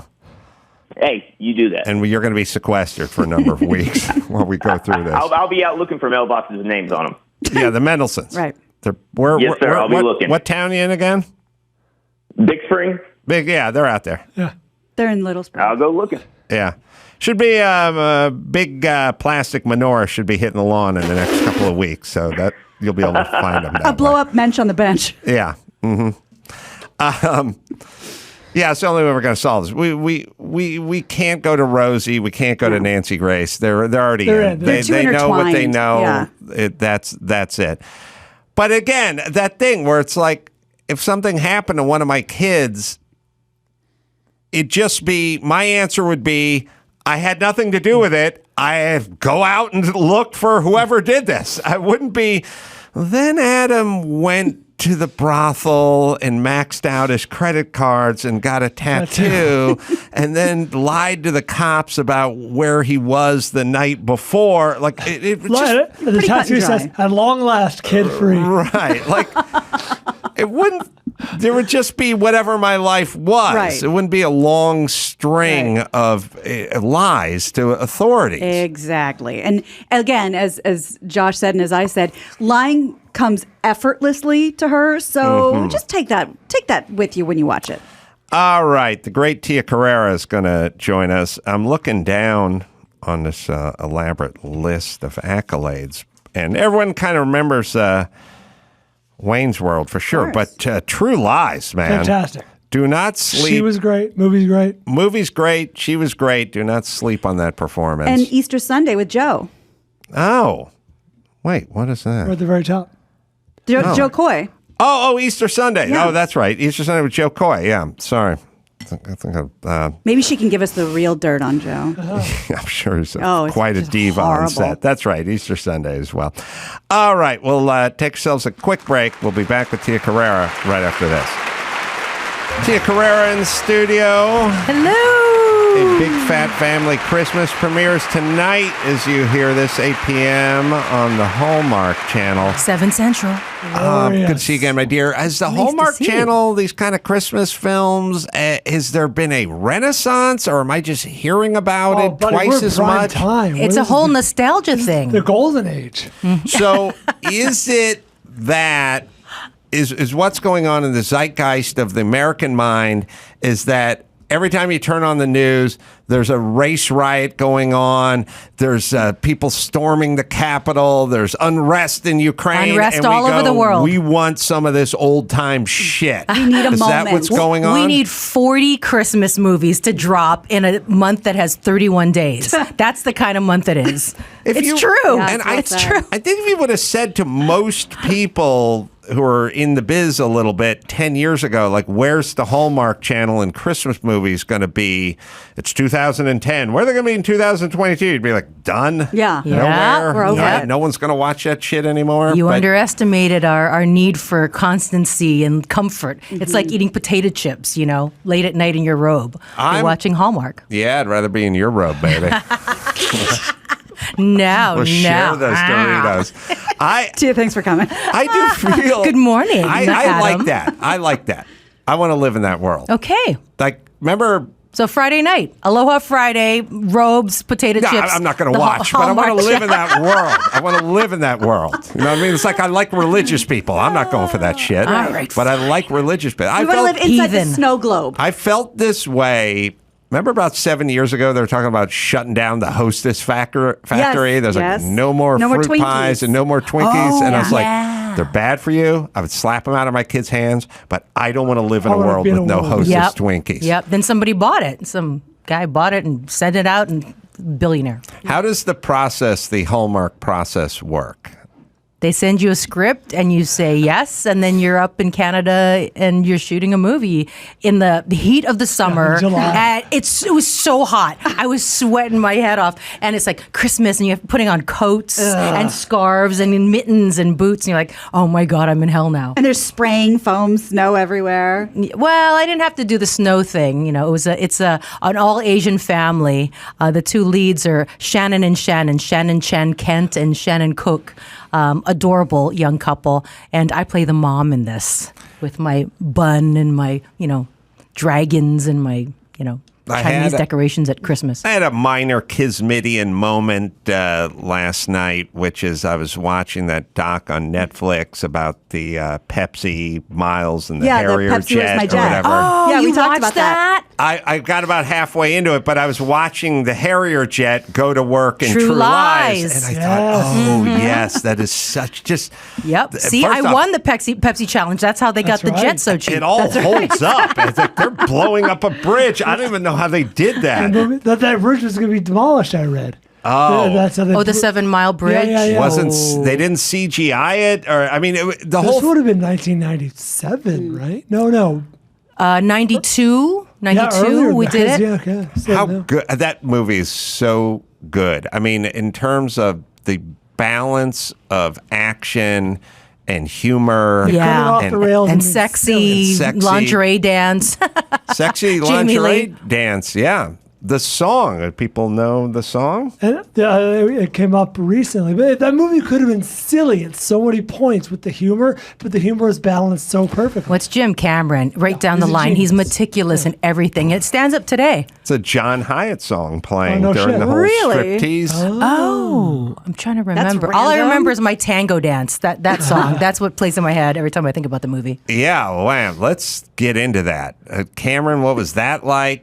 Arnold, what was that like? Amazing. It was just like hanging out on set 18 hours a day with a bunch of cool guys, just having a great time for a year. I mean, that It was a year-long movie. You were 30 or 27 or something. Oh, goodness. Whatever. Well, I let's mean, see. no, you They weren't got 30. 94. You were. You're gonna make were me out young. myself No, on the but I Adam mean, you were Carolla a show. young lady. What Yeah. a break. I mean, Yeah. growing up in the tough streets of Hawaii. Yeah. Or however you say it. Why In can't- Hawaii, Hey, don't right? laugh. Where I came from is where Dog the Bounty Hunter did his best work. That's all I'm saying. Right. Well, and we learned they go, don't call the island Lanai. That's a porch. It's Lanai. Lanai. I'm from Oahu. Oahu. Yeah, so it's best known for its public housing, its incarceration rates. That's where I'm from. So not too far off. The tough streets of Where Hawaii. are we with Hawaii versus Hawaii? Or I'm not picky, just But give us your tourist dollars. I'm cool with you. Hallies just agree to do it your way? It's the right way. Or to is that run, right? obnoxious when we Hawaii. do? Hawaii? Hawaii. But you say Hawaii. I'm going to Hawaii. We're like, okay, cool. Give us your tourist dollars. We're fine. Yeah, Adam, you're We're totally grandfathered cool. in. You say mahalo every day. Oh, that's true. Aw, see, that's I'm an nice. ambassador for That's right. Mahalo. Mahalo. Mahalo. That's it. It's getting rescinded right now. Oh, no. I'm the ambassador of Aloha, damn it. There's only one. There can Well, only no, be you one. do aloha. I do mahalo. Okay. Mahalo. Mahalo. Mahalo Mahalo. means thank you. Yeah, you can do the accent or the dialect fine. You just have to try to do an impersonation of Don Ho. Don Ho be like, Oh. Why are you always talking about the hose when I come on here? The Don You and talked the about hose. Don Ho last time. I've interviewed the man. Well, let's face it, there's not a lot to select from Hawaii. There's me. There's That's Dwayne Johnson, Tia Carrere. Yeah, exactly. Me and The Rock and Jason Momoa. Well, he grew up in the Midwest, but he claims more Hawaii. So of course, moving on. I don't know if I moved on. I moved on from John Mayer. Volcanoes in Hawaii. We can You talk tell about me, that. I have douchebag or not. Oh, John right. Mayer, I had to wrestle with for close to a decade. Now I like him. Cool guy. Jason Momoa, I may be in Undecided. douchebag or not. Very nice. Very nice? nice. Really? Yeah, I just Very went to good. his Slumberland premiere. It was really cool. Just hanging out, like Okay, so a not normal the guy in his douchebag. pajamas. Did he whip him off like he did on Kimmel the other night? Where they break away. No, no. But he was telling us about that story, and then I went home and turned on the TV, and I went, "Wah!" My eyes were assaulted by his butt. So True Lies, a whole year as whole year. young actress. Yeah. It was Pre amazing. Wayne's World? No, I did Wayne's World first. That's why I They got were True close, Lies. right? Yeah, I did Wayne's World the year before. And then, funny story, True Lies, there was another woman that was cast in it. But she didn't work out. They didn't like her. They didn't like her attitude. First, you heard it here first, here on the Adam Carolla Show. So I flew down to Miami maybe with 3 other girls. And we all, had our rooms for the day. We were like studying our lines. And Jim Cameron did the auditions like in the conference room and then chose me. Thank God. Wow. Yeah, I was like, Who was the actress pacing that back and was forth. relieved? You're not going to get into trouble. Is she I don't somebody even know you her would name. I don't recognize? even forget her name. No, oh, I know what. I worked with her in Cull the Conqueror. Mm-hmm. She was the lead girl in Cull the Conqueror, and I played the evil witch. Well, that narrows it way down. Yeah. Yep. For me. I mentioned it. Kevin Sorbo. We got to find out who this is. We'll figure it out. While Gina looks it up. I mentioned She's got it the French offhandedly. accent. She talks like this. Is this her by chance? Yes, that's her. Got it. Yep. Okay. Yep. A few months ago, I mentioned off. Why should I give her press? In another Don't name her. In another Don't name James her. Cameron movie, Aliens, he had to recast who originally James Remar. He recast him with Michael Biehn, Corporal Hicks. Wow. Who was not the first choice. They had actually shot some footage already. Yeah, they Well- shot footage with her. Let's not forget Back to the Future was shot with Eric Stoltz until they said, this isn't working. That's right. Yeah, And it what happened. about Kevin Costner getting cut out of the big chill Big Chill. altogether? Oh, that's right. He was just a corpse. He was the corpse. Just the hand and the leg, and it was Wrist. crazy. And his Yeah. sliced wrists. Yeah, it turned out okay for him in the end. But Before we get away from True Lies, we should mention, you mentioned Arnold, but how about Tom Arnold and Bill Paxton? Two Yeah. fantastic oh performances. man, yeah, and I Paxton mean, was amazing. And so was yeah, Tom. rest his soul. He was unbelievable, so nice. But Tom Arnold and Arnold Schwarzenegger together are They're like the comedy they bring out of each other. It's just that chemistry. It's just all about chemistry. Who were So the thank God he other invited me. two women you went down to audition with? Is there anyone we might know? I was gonna say, wait, what is he gonna say right now? The two women I went down to what? Yeah, you went down on those two women. Well, James all about it. Cameron filmed you guys. Insane. I knew you had a nasty sense of humor. That sign in the women's bathroom had Muff Diver, That's right. Adam Carolla. That was a gift. You earned that. That was a gift. It's an accolade. That should be a GIF. That should be a Anybody GIF. we would recognize. Chris, make that a GIF. That you went who auditioned with you. I think it was me, a Middle Eastern girl, and a Latina girl. That's all I knew. I don't know who they were. Were you nervous as all hell? So nervous. I just kept pacing back and forth, going over the lines over and over and over again. I had a huge speech that ultimately was cut out of the film, unfortunately. But he wrote me a letter afterwards. He said it was one of my favorite scenes in the film, but it fell in a part of the movie where I couldn't, go away from Arnold's storyline. So they cut the scene, but it's an amazing tomb seduction scene. And it was a whole monologue. So that was my audition scene. Who was the French actress, Gina? Some girl that we we're don't not know giving who she press is. to. It's You no can one- Google it at home. No one we've heard of. Nobody you've ever heard Well, of. then forget I'm it. just saying. No. True Lies was the first film with a budget over $100 million, which, damn. is 20th Century Fox, yeah. not going to raise an eyebrow today, but when 1994. 1992, 94, when 94 when it came out. 94, Right. And now Cameron's doing it again with Avatar. You going to go to that premiere? I'm going to the premiere. Oh, well, I don't think I'm going to get invited to the premiere. I was gonna say, but how if you- exactly I would could he get put in into a the good one. If premiere? you got a +1, I've never met the man, but But, yeah, it's like a every billion-dollar scene has movie. been cut out of his life when it comes to me. It wasn't just the one by the tomb. Oh. I though, of the first Avatar, I don't like all the CGI, but I think I went to the theater and watched it and enjoyed it. So I You will have to probably see it on the enjoy- big I screen. will probably It's enjoy the magic. second one as well. It's underwater, too. That's what I'm excited about. But a full year of shooting. Yep. And it wasn't one of those things where you shot for 7 weeks and they shot you out, as they say. It was just No, it's like you're bought and you sit around in your trailer and but it was great because, when you have James Cameron and Arnold Schwarzenegger and Bill Paxton and Tom Arnold and Jamie Lee Curtis all on the set for 18 hours a day, far be it from me to go sit in my, trailer like an, asshole. Right. Yeah, I Like mean, you're there just got learning, you're Stars, soaking it up. you got a front row seat to it. Yeah, it was something. How did Wayne's World come about? I went in and auditioned like every other Asian girl between 18 and 23 at the time. But when I went in, it's like, the same 5 girls I always saw. So they were like, we want his girlfriend to be Asian. They Yeah. decided on Yeah. that. Yeah, thank God.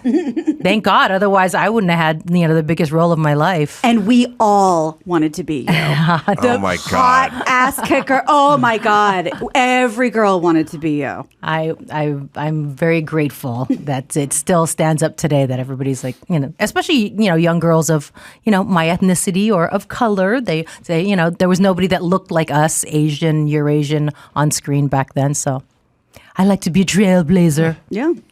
Was it lucky that I don't know what each movie grossed, but there's not a human being who I've met who has not seen True Lies and or Wayne's World. Two huge movies. I don't think you could find two people living in America didn't see at least one of those movies. Yeah. So you're so tall and you're striking. So you're like immediately. You couldn't walk through an airport after those movies came out, right? It was quite a heady time. I mean, I would have 2 lunches and 2 dinners a night, working each table, walking around and doing that whole big shot thing. But it was, hard to keep your head screwed on straight. And that's the thing is it's a marathon, not a sprint, and I've been in this business almost 40 years now. Wow. I shouldn't say that, but that it is. I was on Loveline, 30 years ago, whatever it was. Yeah.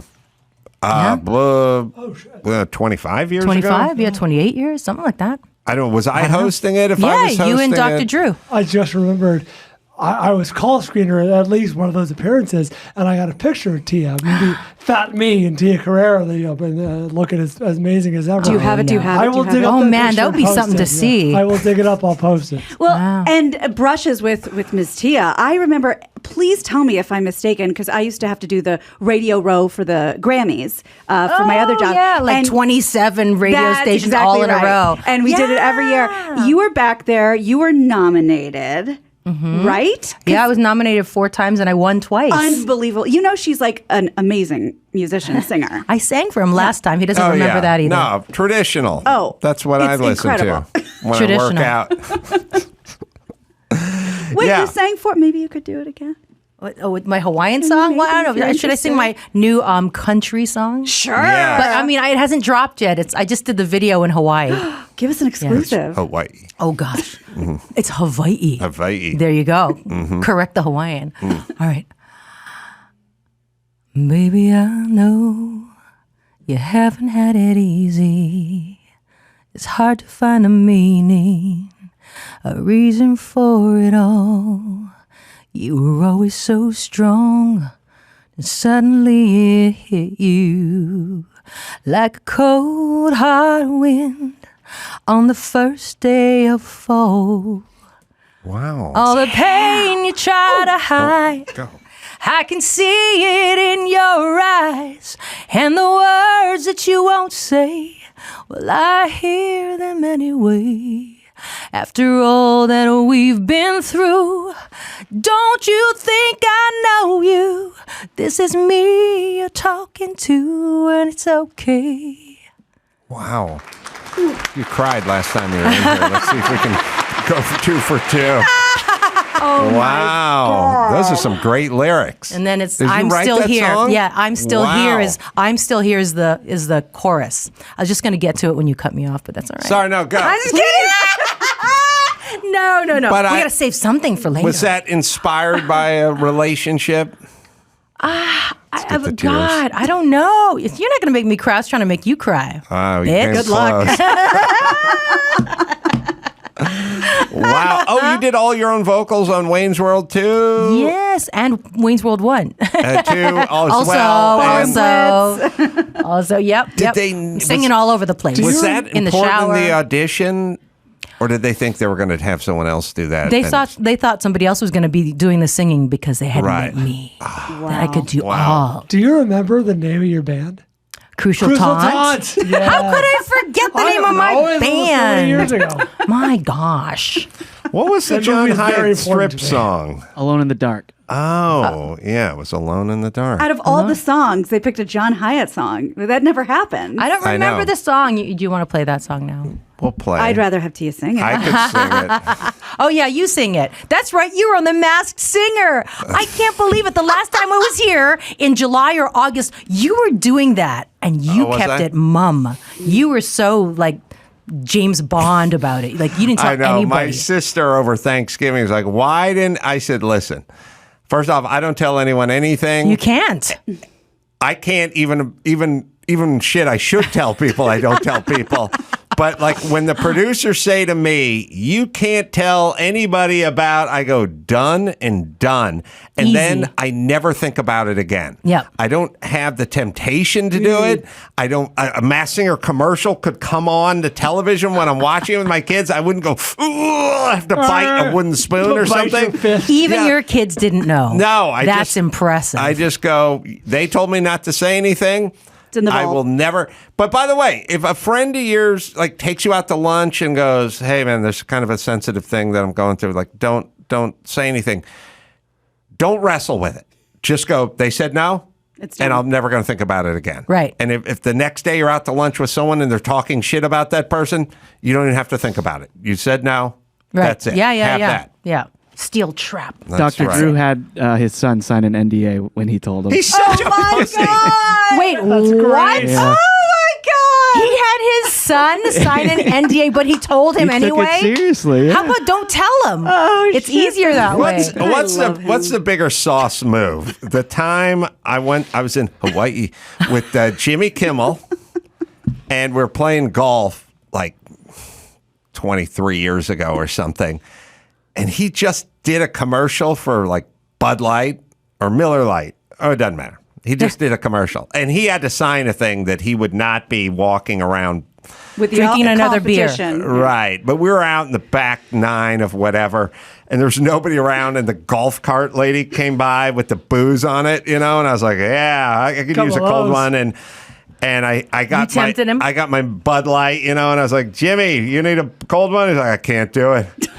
I was like, you think there's a helicopter with a photographer and a representative from Miller Lite that's around? He's like, I signed the thing. I made a vow. Now that's how you know those guys vow are of straight chastity. up. Right. Yep. You know, when they tell you, did your kid drown in an above ground pool or did you kill him yourself or how'd they get to the woods? Whatever they say, believe them because they ain't lying. Yeah. Dr. Drew got an NDA signed.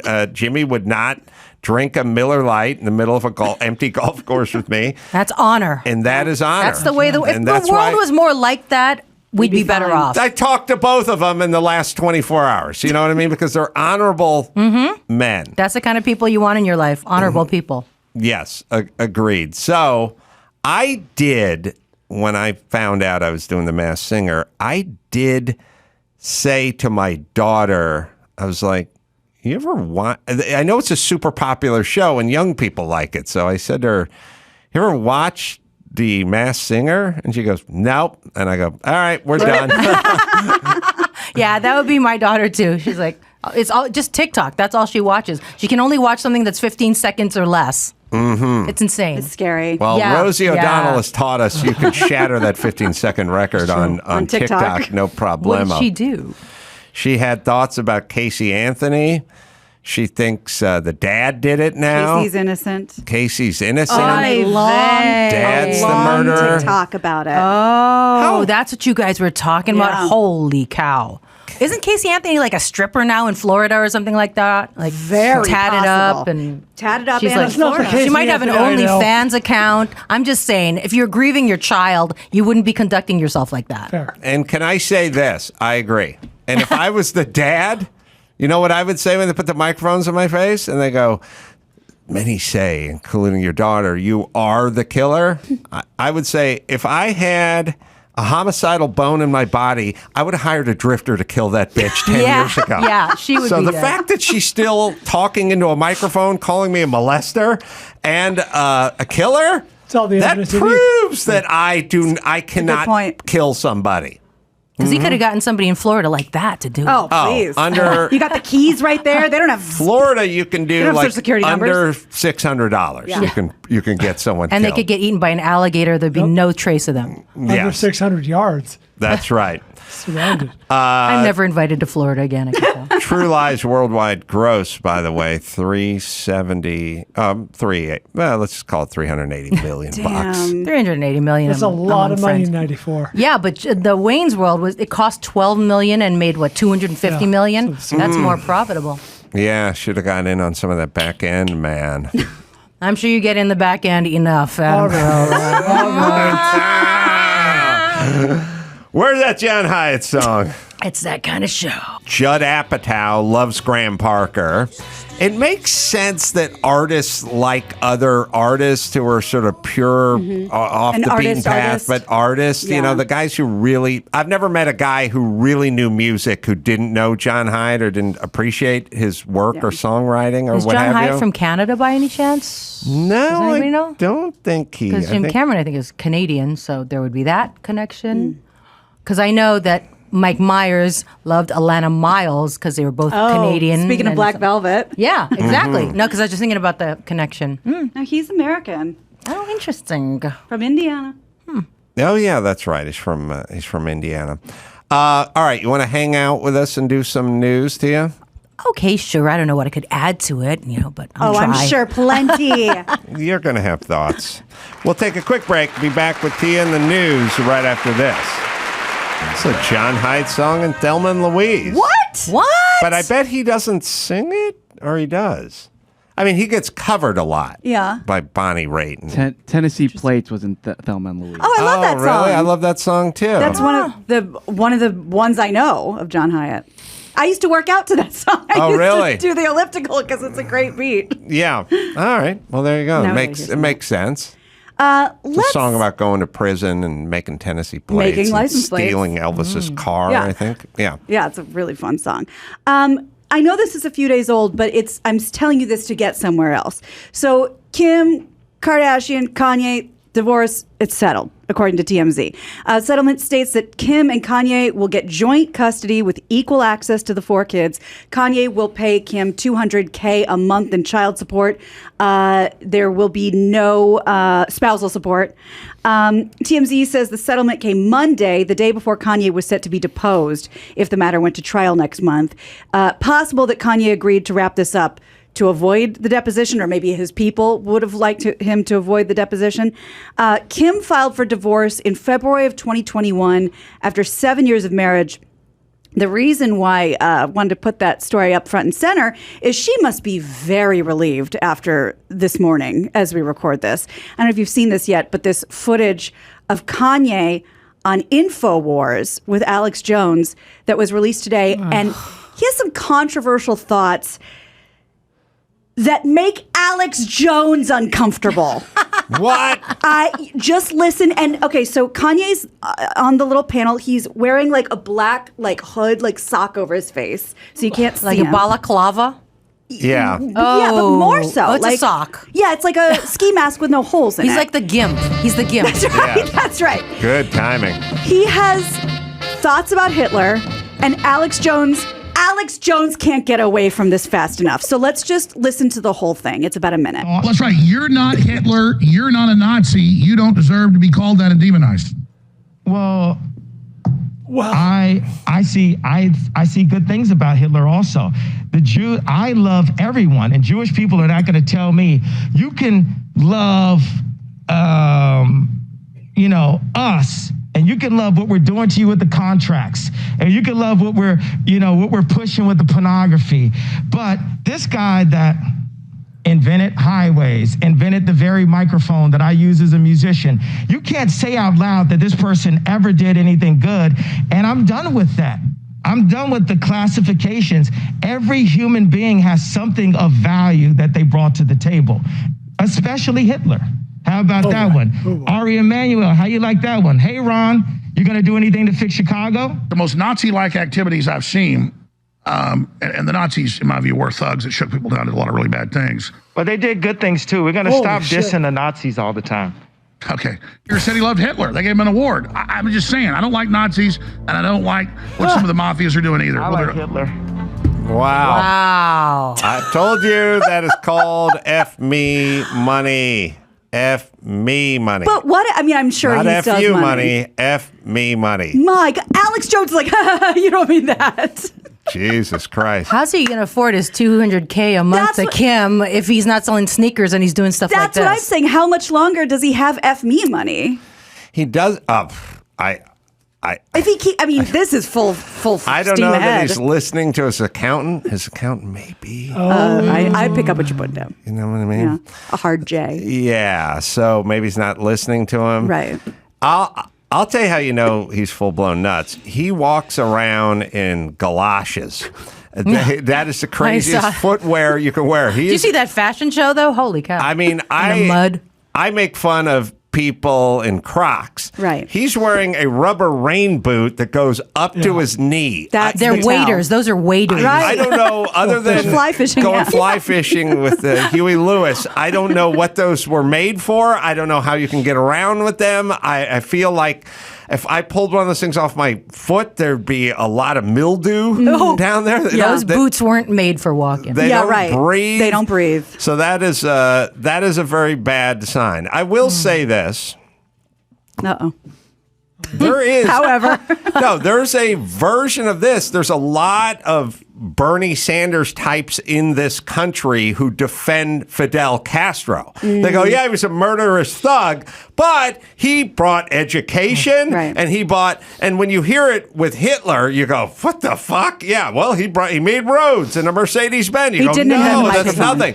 You could find 1,000 hours of politicians saying Fidel Castro was X, Y, and Z, but he did bring up the level of.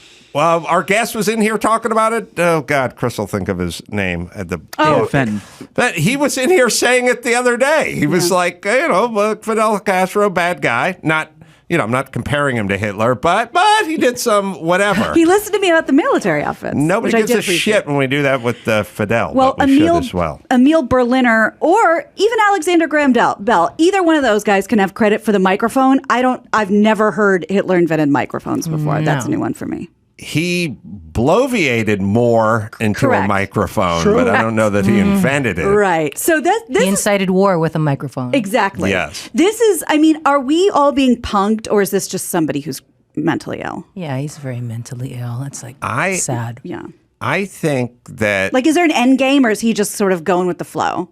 Well, I think there's two kinds of approaches to when people come at you or want you to apologize or walk things back. I think about 80% of people walk things back and apologize. 2% or maybe 5% just do nothing. They don't answer. They just let it go away. And then there's like the 15% who go harder because you told them not to go that direction. He's the go harder guy. They just double down on the nonsense. Well, I think Alex Jones can be all of our sort of barometer. Thank you. When Alex Jones is like, you didn't mean that. Well, I like Hitler. No, you didn't mean that. You didn't mean that. Then you can sort of dial it back. It's the lasagna test. Yeah. The world is in great trouble if Alex Jones is our bellwether of what's normal. That's terrifying. If you said to Kanye West, you said a Chihuahua was bigger than a Saint Bernard, you didn't mean that, did you? He'd go, I absolutely did. Yeah. I've never heard an interview where somebody said to him, well, but you don't believe or you don't want to or you probably should think about. He just goes, fuck you. That's my question. What's the thinking behind it? Is it just because I want to be bombastic or do I need medical attention? Or both? I think it can be both. Yeah. I think it can be both. But I also think he's never going to be able to shimmy his way back into mainstream anything. Mm-hmm. So might as well. You're basically he's in the prison yard of life. He's Hawaiian, you know. Yeah, that was pretty good, I think. He's upset the Mexican lowriders so much, and the Black Panther see so where this much is that going. he's just going to get a swastika carved into his forehead he's and gonna show race up with up. the Aryan guys Yes. because Yes. he needs a home. Yes. Yeah, I was going to say, And where's he he's going to live? Well he's said. never getting on. He's going to get shanked or shivved or you get shivved with a Shivved shank or yeah. shanked with a shiv. He's going to get something put in him. Yeah. It ain't going to be pretty. No, I think you're right. Also, And he's just going, fuck it. Yeah. I'm done. I'm going over here. did you see that? I don't have it in front of me, but there was like dialogue printed about how he purposely screwed over Trump at that lunch when he came with Nick Fuentes and Milo Yiannopoulos. Yes. Did you see that? And Trump's like, he sandbagged me. Like they weren't supposed to be here. And it was like to kind of get back at Trump. To announce his presidency run? or Yeah, something? but to fuck with him. Did you see this? Yeah. I still don't know what. It's all very confusing. I don't know. It's not a linear story. I do love when the press goes nuts and they're going, well-known white supremacist Nick Fuentes. He's known. Like you look, show anyone in I've heard of America a him. picture of that No 34-year-old guy. You tell me what his name is and what he does. The answer is I have no fucking idea. He's well known now because you told me. Right, but I don't think Trump would recognize that guy walking in. Well, then that's- other people go, well, he had to be vetted. Right. And I don't know if he was trying to torpedo Trump. It's clear that Kanye rolls with those guys now. Seems like it. And Milo Yiannopoulos has now found Jesus Christ, Oh, I didn't know that. given up dudes, What? What? Milo straight? The man that came here crossed the line with Gina. in a literally pearl necklaces saying like nobody can ever tell me I don't know what I'm talking about because I have sex with black dudes. Hold on. Hold on. I Let's wish somebody keep was it to talking about Milo. I got to If look we him up. could. Milo He said came in that here? in this studio. Hide your kids, hide your wife. Milo Yiannopoulos was a provocateur. Yeah. I think well you would said. call I him. think so. He was very smart, very articulate, very interesting guy. Could talk up a storm. Then started talking about sort of being molested when he was young and sort of saying I liked it or hey Saying that's it's okay for older men to introduce sex to younger. that one's kind of Yeah. if they enjoy it, they enjoy it. Or he said something very controversial. Then was excommunicated from all forms of society and is now returned Rebranded. as Ex-gay. as an ex-gay. Wow. Born And he's again, dressing ex-gay. Born again. And he's dressing so boring now. Shia LaBeouf-esque. Yes. Oh, yeah. I think you need to drop a photo of what he would look like here in the studio Oh, hold and put it on. next to that. Hold on. Chilling For with the show. chilling guys with do that? Kanye. Wow. Yeah. It's all about rebranding in this day and age. That is fascinating. Yeah. Oh, they're all on a jet together. That Yeah. doesn't even, wow, that doesn't look anything like him. Yeah. Now, look, Oh, boy. I don't know. I don't know what to say. I don't know everything about the gay lifestyle, but I don't think it's a light switch. You know what I mean? I don't think you Yeah. just flick it on and off. Oh, no. Lord knows my Unless you go to those camps. That's right, the conversion therapy. Yeah, but even that's going to take a few weeks, and it cost me almost 18,000. Oh, you know what? I've said too much. All right, so He looked happier there. Yeah.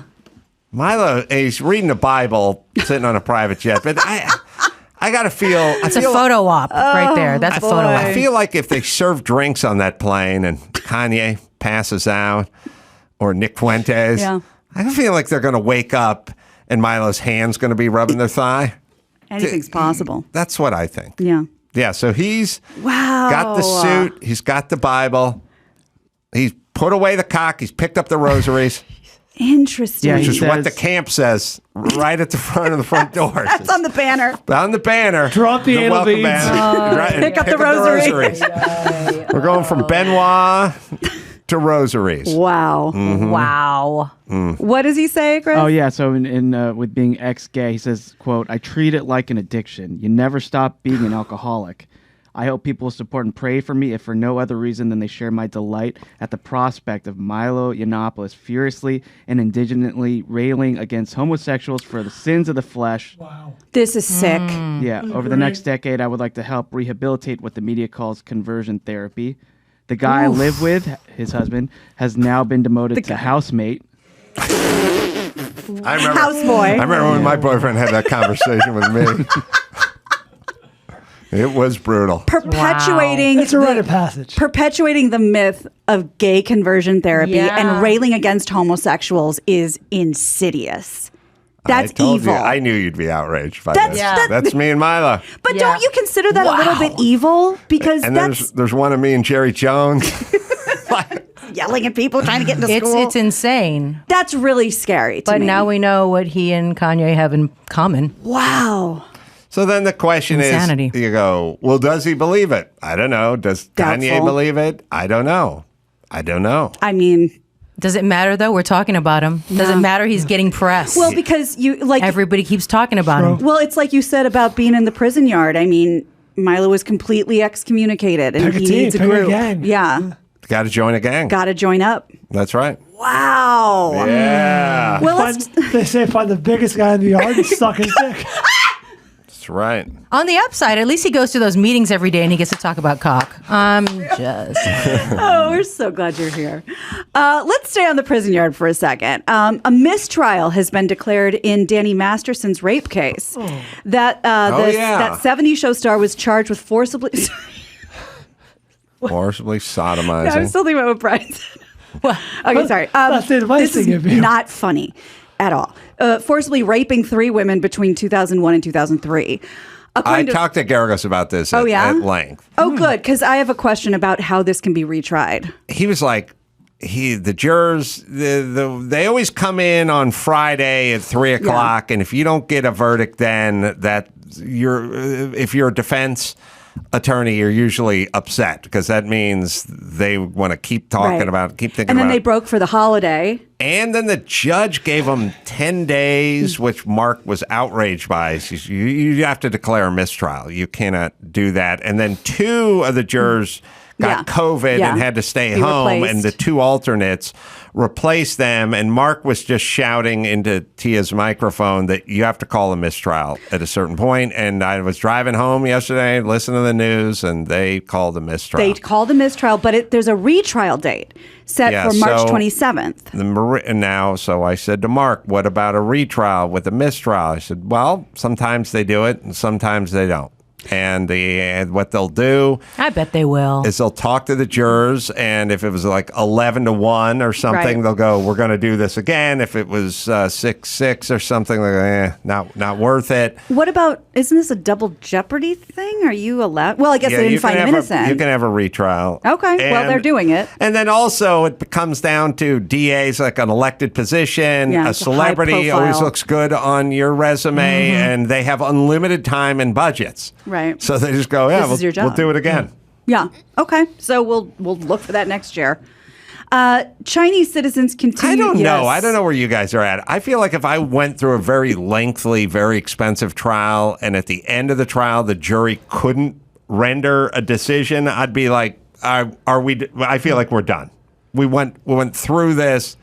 Yeah. Because the DA, How it's much kind of better like is it going to get? with the DA, it's kind of like, well, we'll do it again till you're guilty. Like it is kind of a thing where if you're the accused, it's like we went through it. They could not render a decision. They could not establish my guilt. And then the guy with the unlimited checkbook goes, right, we'll do it again. Yeah. Which would be like, Try again. All right. I don't know. I'll talk to I Mark think it and gets ask too him what much he thinks press. of They're the not going to system. let it go away. They can't. Yeah, you know, you're a all the famous people. actor. Yeah, there'll be an uproar, and you know. Well, and also, I haven't really dug into this story at all. I think Leah Remini probably has some thoughts because he's associated with the Church of Scientology and how that's sort of affected or not affected this whole thing. Remember when you knew nothing about celebrities? Yeah. You know what I mean? It wouldn't Just what you saw on matter. the screen. Yeah, you didn't know anything No. about. I think that's a the way it celebrity. should be. But I like it that way too. the Went a lot of mystery. years that way. Mm-hmm. Speaking about not knowing anything about celebrities, Tia, we know Joe Coy pretty well, and he's always super. Now you want to dig into something. Well, what? he's What? super nice to us, and he's really fallen at our good graces. And such a nice guy. cheerful. You don't believe it. Oh, I would like to know His dark side? Yeah, thank you. Ah. He thinks he's so nice. Yeah. So charming. What's the real? Okay, Joe. Yeah. No, He's a nice guy. There's no surprise. I know. He's been the a nice best. guy since, I don't know, forever ago when I met him behind the front desk of a hotel in Vegas. Oh, do you hear my the story? God. He hates that I repeat this story, but he was working at a hotel off the strip in Vegas, and he was working the front desk, and I was checking in with my mom. He's like, oh, you're Filipino, and and I'm Filipino, and I want to become a comic, but my mom wants me to become a nurse or something like that. That checks. And, That yeah, checks so out. it's real. And I said, well, if you really want to do it and, you can't imagine yourself, going without it, you can't, regret, look back and regret and blah, blah, blah. And that little, It worked. pep talk at the front desk.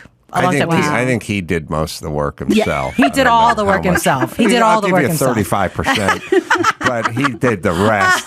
He did the He heavy just gives me lifting. 1% of the $25 million he made this year. Jesus Christ. On I that know. tour, yeah. He's crushing it. Nicest guy in the world. Yeah, he's very nice. Always been nice. Well, let's talk about what's going on in China right now, because I think we need to, like we were talking about with Iran, when they can't say it there, we'll say it here. Chinese citizens continue to be angry over the severe anti-COVID restrictions they're still experiencing, and the government is stepping in to quell that anger, at least publicly.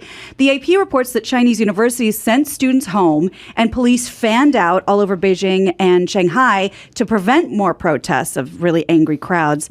Meanwhile, security forces have detained an unknown number of people and stepped up surveillance. And also, if you want to tweet about this, good luck finding it, because there seems to be a crackdown going on. Videos and posts on Chinese social media about protests have been deleted or are getting flooded with spam. Like if you look up Shanghai, it'll just be like porn and spam and like pills, and you can't get to the information you're looking for. And that's a way to, first of all, make us not be able to find it, but not let the people there coordinate protests. Wasn't Elon's thing free speech? Uh-huh. What the fuck? Yeah. I don't Good know. question. Isn't there an algorithm for that? Well, somebody one has said anything to do with the Well, other. somebody said he fired the whole that whole department that was in charge of that. That would prevent these things from Right. being spammed out. Exactly. Yes. Yeah. Okay. Great. I don't know. I don't know. I with found that. it. We can figure that It was out. in I the mean, I think he article. is into free speech. I don't think. We'll see what the NBA has to say about China. So far, nothing. Yeah, been quiet. The big part of this is that Apple has that AirDrop feature on their phones. Mm-hmm. Oh, they disabled that. They disabled it because the Chinese government asked them to, and that's how these people were grouping up. And Apple caved to and so China? Apple, yeah, Dude. it's so all over not cool. Twitter. There's a whole thing about Elon versus Tim Cook from Apple, but now I guess they're best friends. That only took like 24 hours because Elon was accusing Tim Cook of saying, we're going to take the Twitter app off of the iPhone.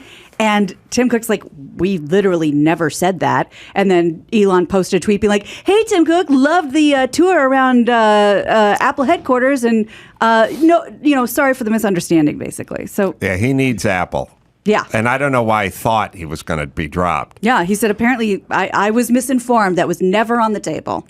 Yeah, so the story is by the news outlets, which you always have to be a little suspicious of, is they're all panties in a bunch over Elon and Twitter and free speech. They have no thoughts about Apple dropping the drop in China and the implications of that and what's going on there. So, you'll be careful what you listen to because, my whole thing is like, look, you can be, ladies of the View. You can be upset about Elon Musk and what he may do, although all he's saying is I'm going to open it up to speech.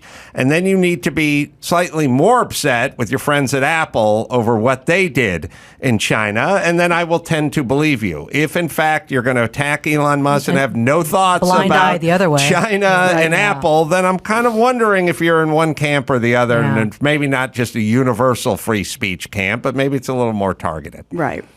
Well, let's talk about speech for a second, because the Merriam Webster dictionary has revealed its word of 2022. And that word is... It's a phrase.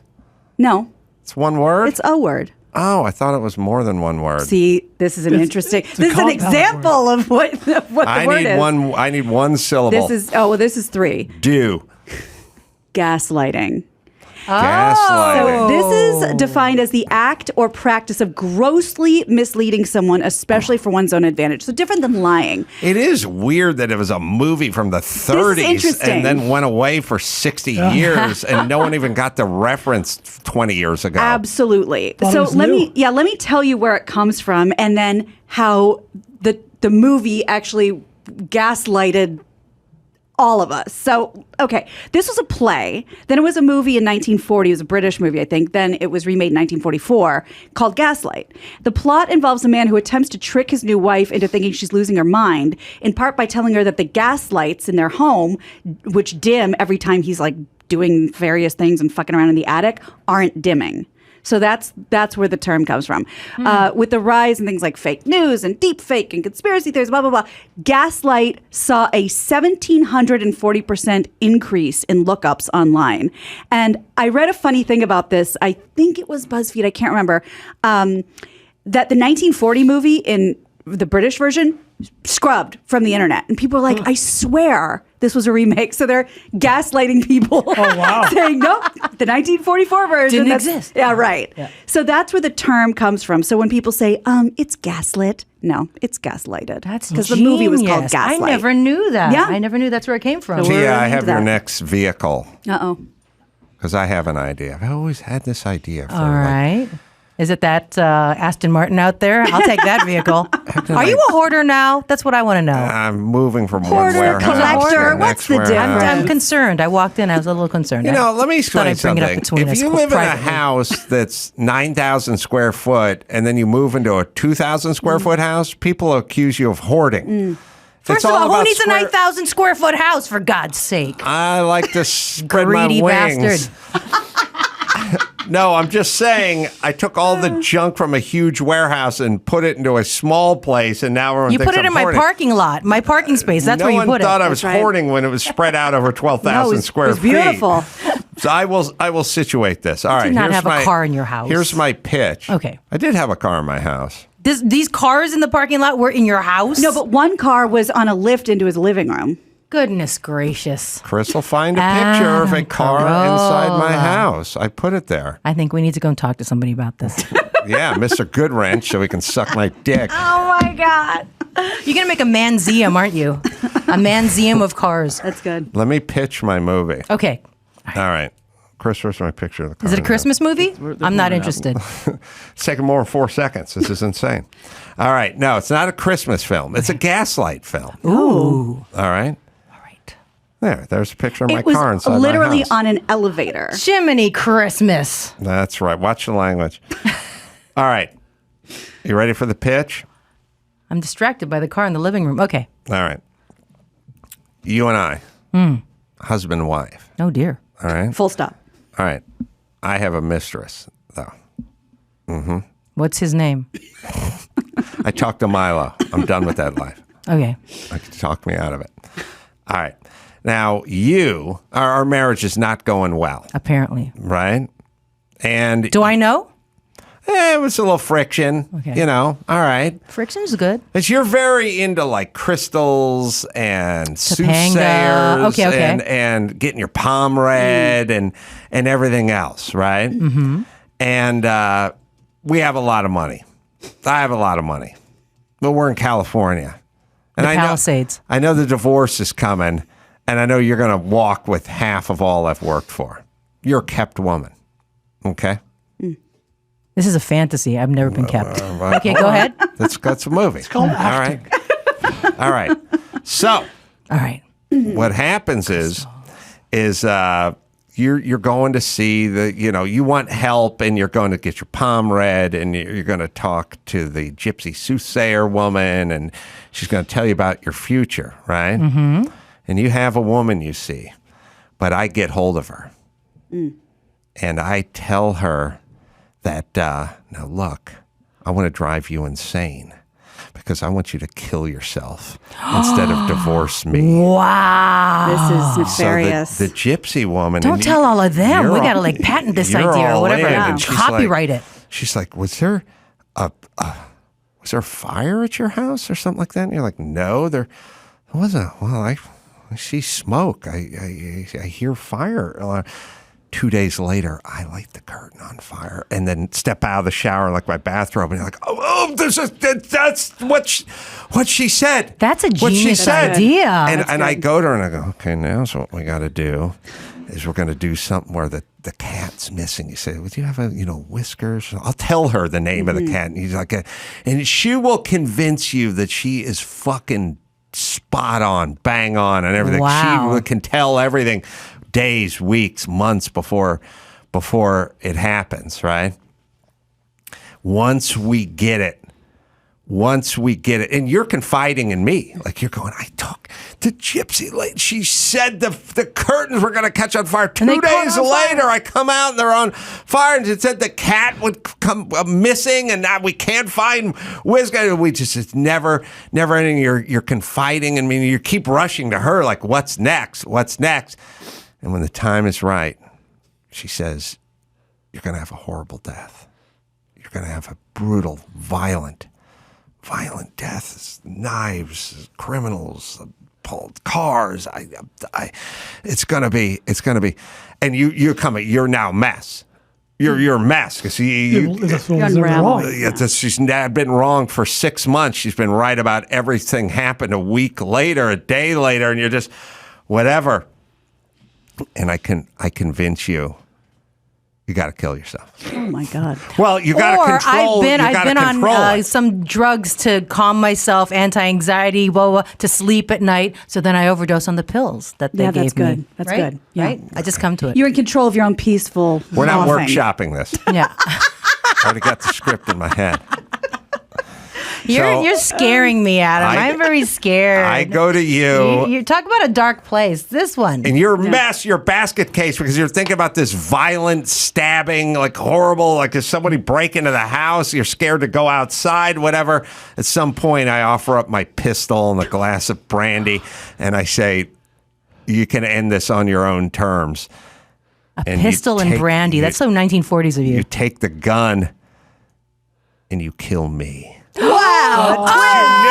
Because the gypsy's been telling you the whole time. It's like that Cher song, Dark Lady. I was just going to say, I wonder where you got this idea. God, I love that song. This is good. Oh, couldn't you see Tia singing That's Dark a Lady? great story. Can you sing Dark, the song Dark Lady left and danced into the candles one by one.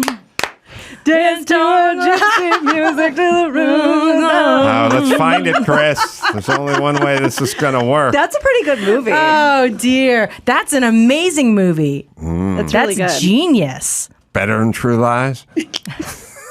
Yeah. Way good? better. Way better. You reeled me right in. That was really good. Fricka. That is your karaoke jam. That's your new one. It would be amazing. I like What's Up by Four Non-Blondes. That's my go-to. Oh. What's Up And you don't blow your Blue voice Bayou. out? Oh, my God. Amazing. Yeah, those are my two You songs. don't blow your voice out doing What's Up? A little. That's amazing. But if you drink enough, it goes down. Yeah. She could kill that song. And I drop to my knees. I know the lyrics in my head, but I act like I'm reading it off the screen. Sure. Don't go to the knees people- with the Blue Bayou because there may be some drunk guys that hear the title and get confused. Yeah, Linda Ronstadt's. Yeah, not the Orbison one, the Linda Ronstadt. All right, let's bring it home at Gina Grad. Happily. I'm Gina Grad, and that's the news. Nobody can ever tell me I don't know what I'm talking about because I have sex with black dudes. Gina Grad. Yeah. You heard it here? With Gina Grad. Hey, Big Fat Family Christmas premieres tonight on the Hallmark Channel. Hallmark Channel 8, 7 Central, and in Crave in Canada, apparently, I've heard. And Tia Carrere is where you go. Shoot her a tweet if you like. Always great to see you, my dear. Nice to see you. you. Wonderful Dark Lady rendition. Damn it, you reeled me in. I thought that was a really good movie idea, but Cher already thought about it. That's right. All chronicled in Dark Lady. Me in Tucson, Rialto Theater, December 15th, and Tempe. Coming up the 16th and 17th, doing live shows and stand-up there at the Improv. Just go to AdamCarolla.com for all the live shows. Until next time, Adam Carolla for Ball Bryan, Tia Carrere, and Gina Grad. Say it! Mahalo. Aloha. Aloha.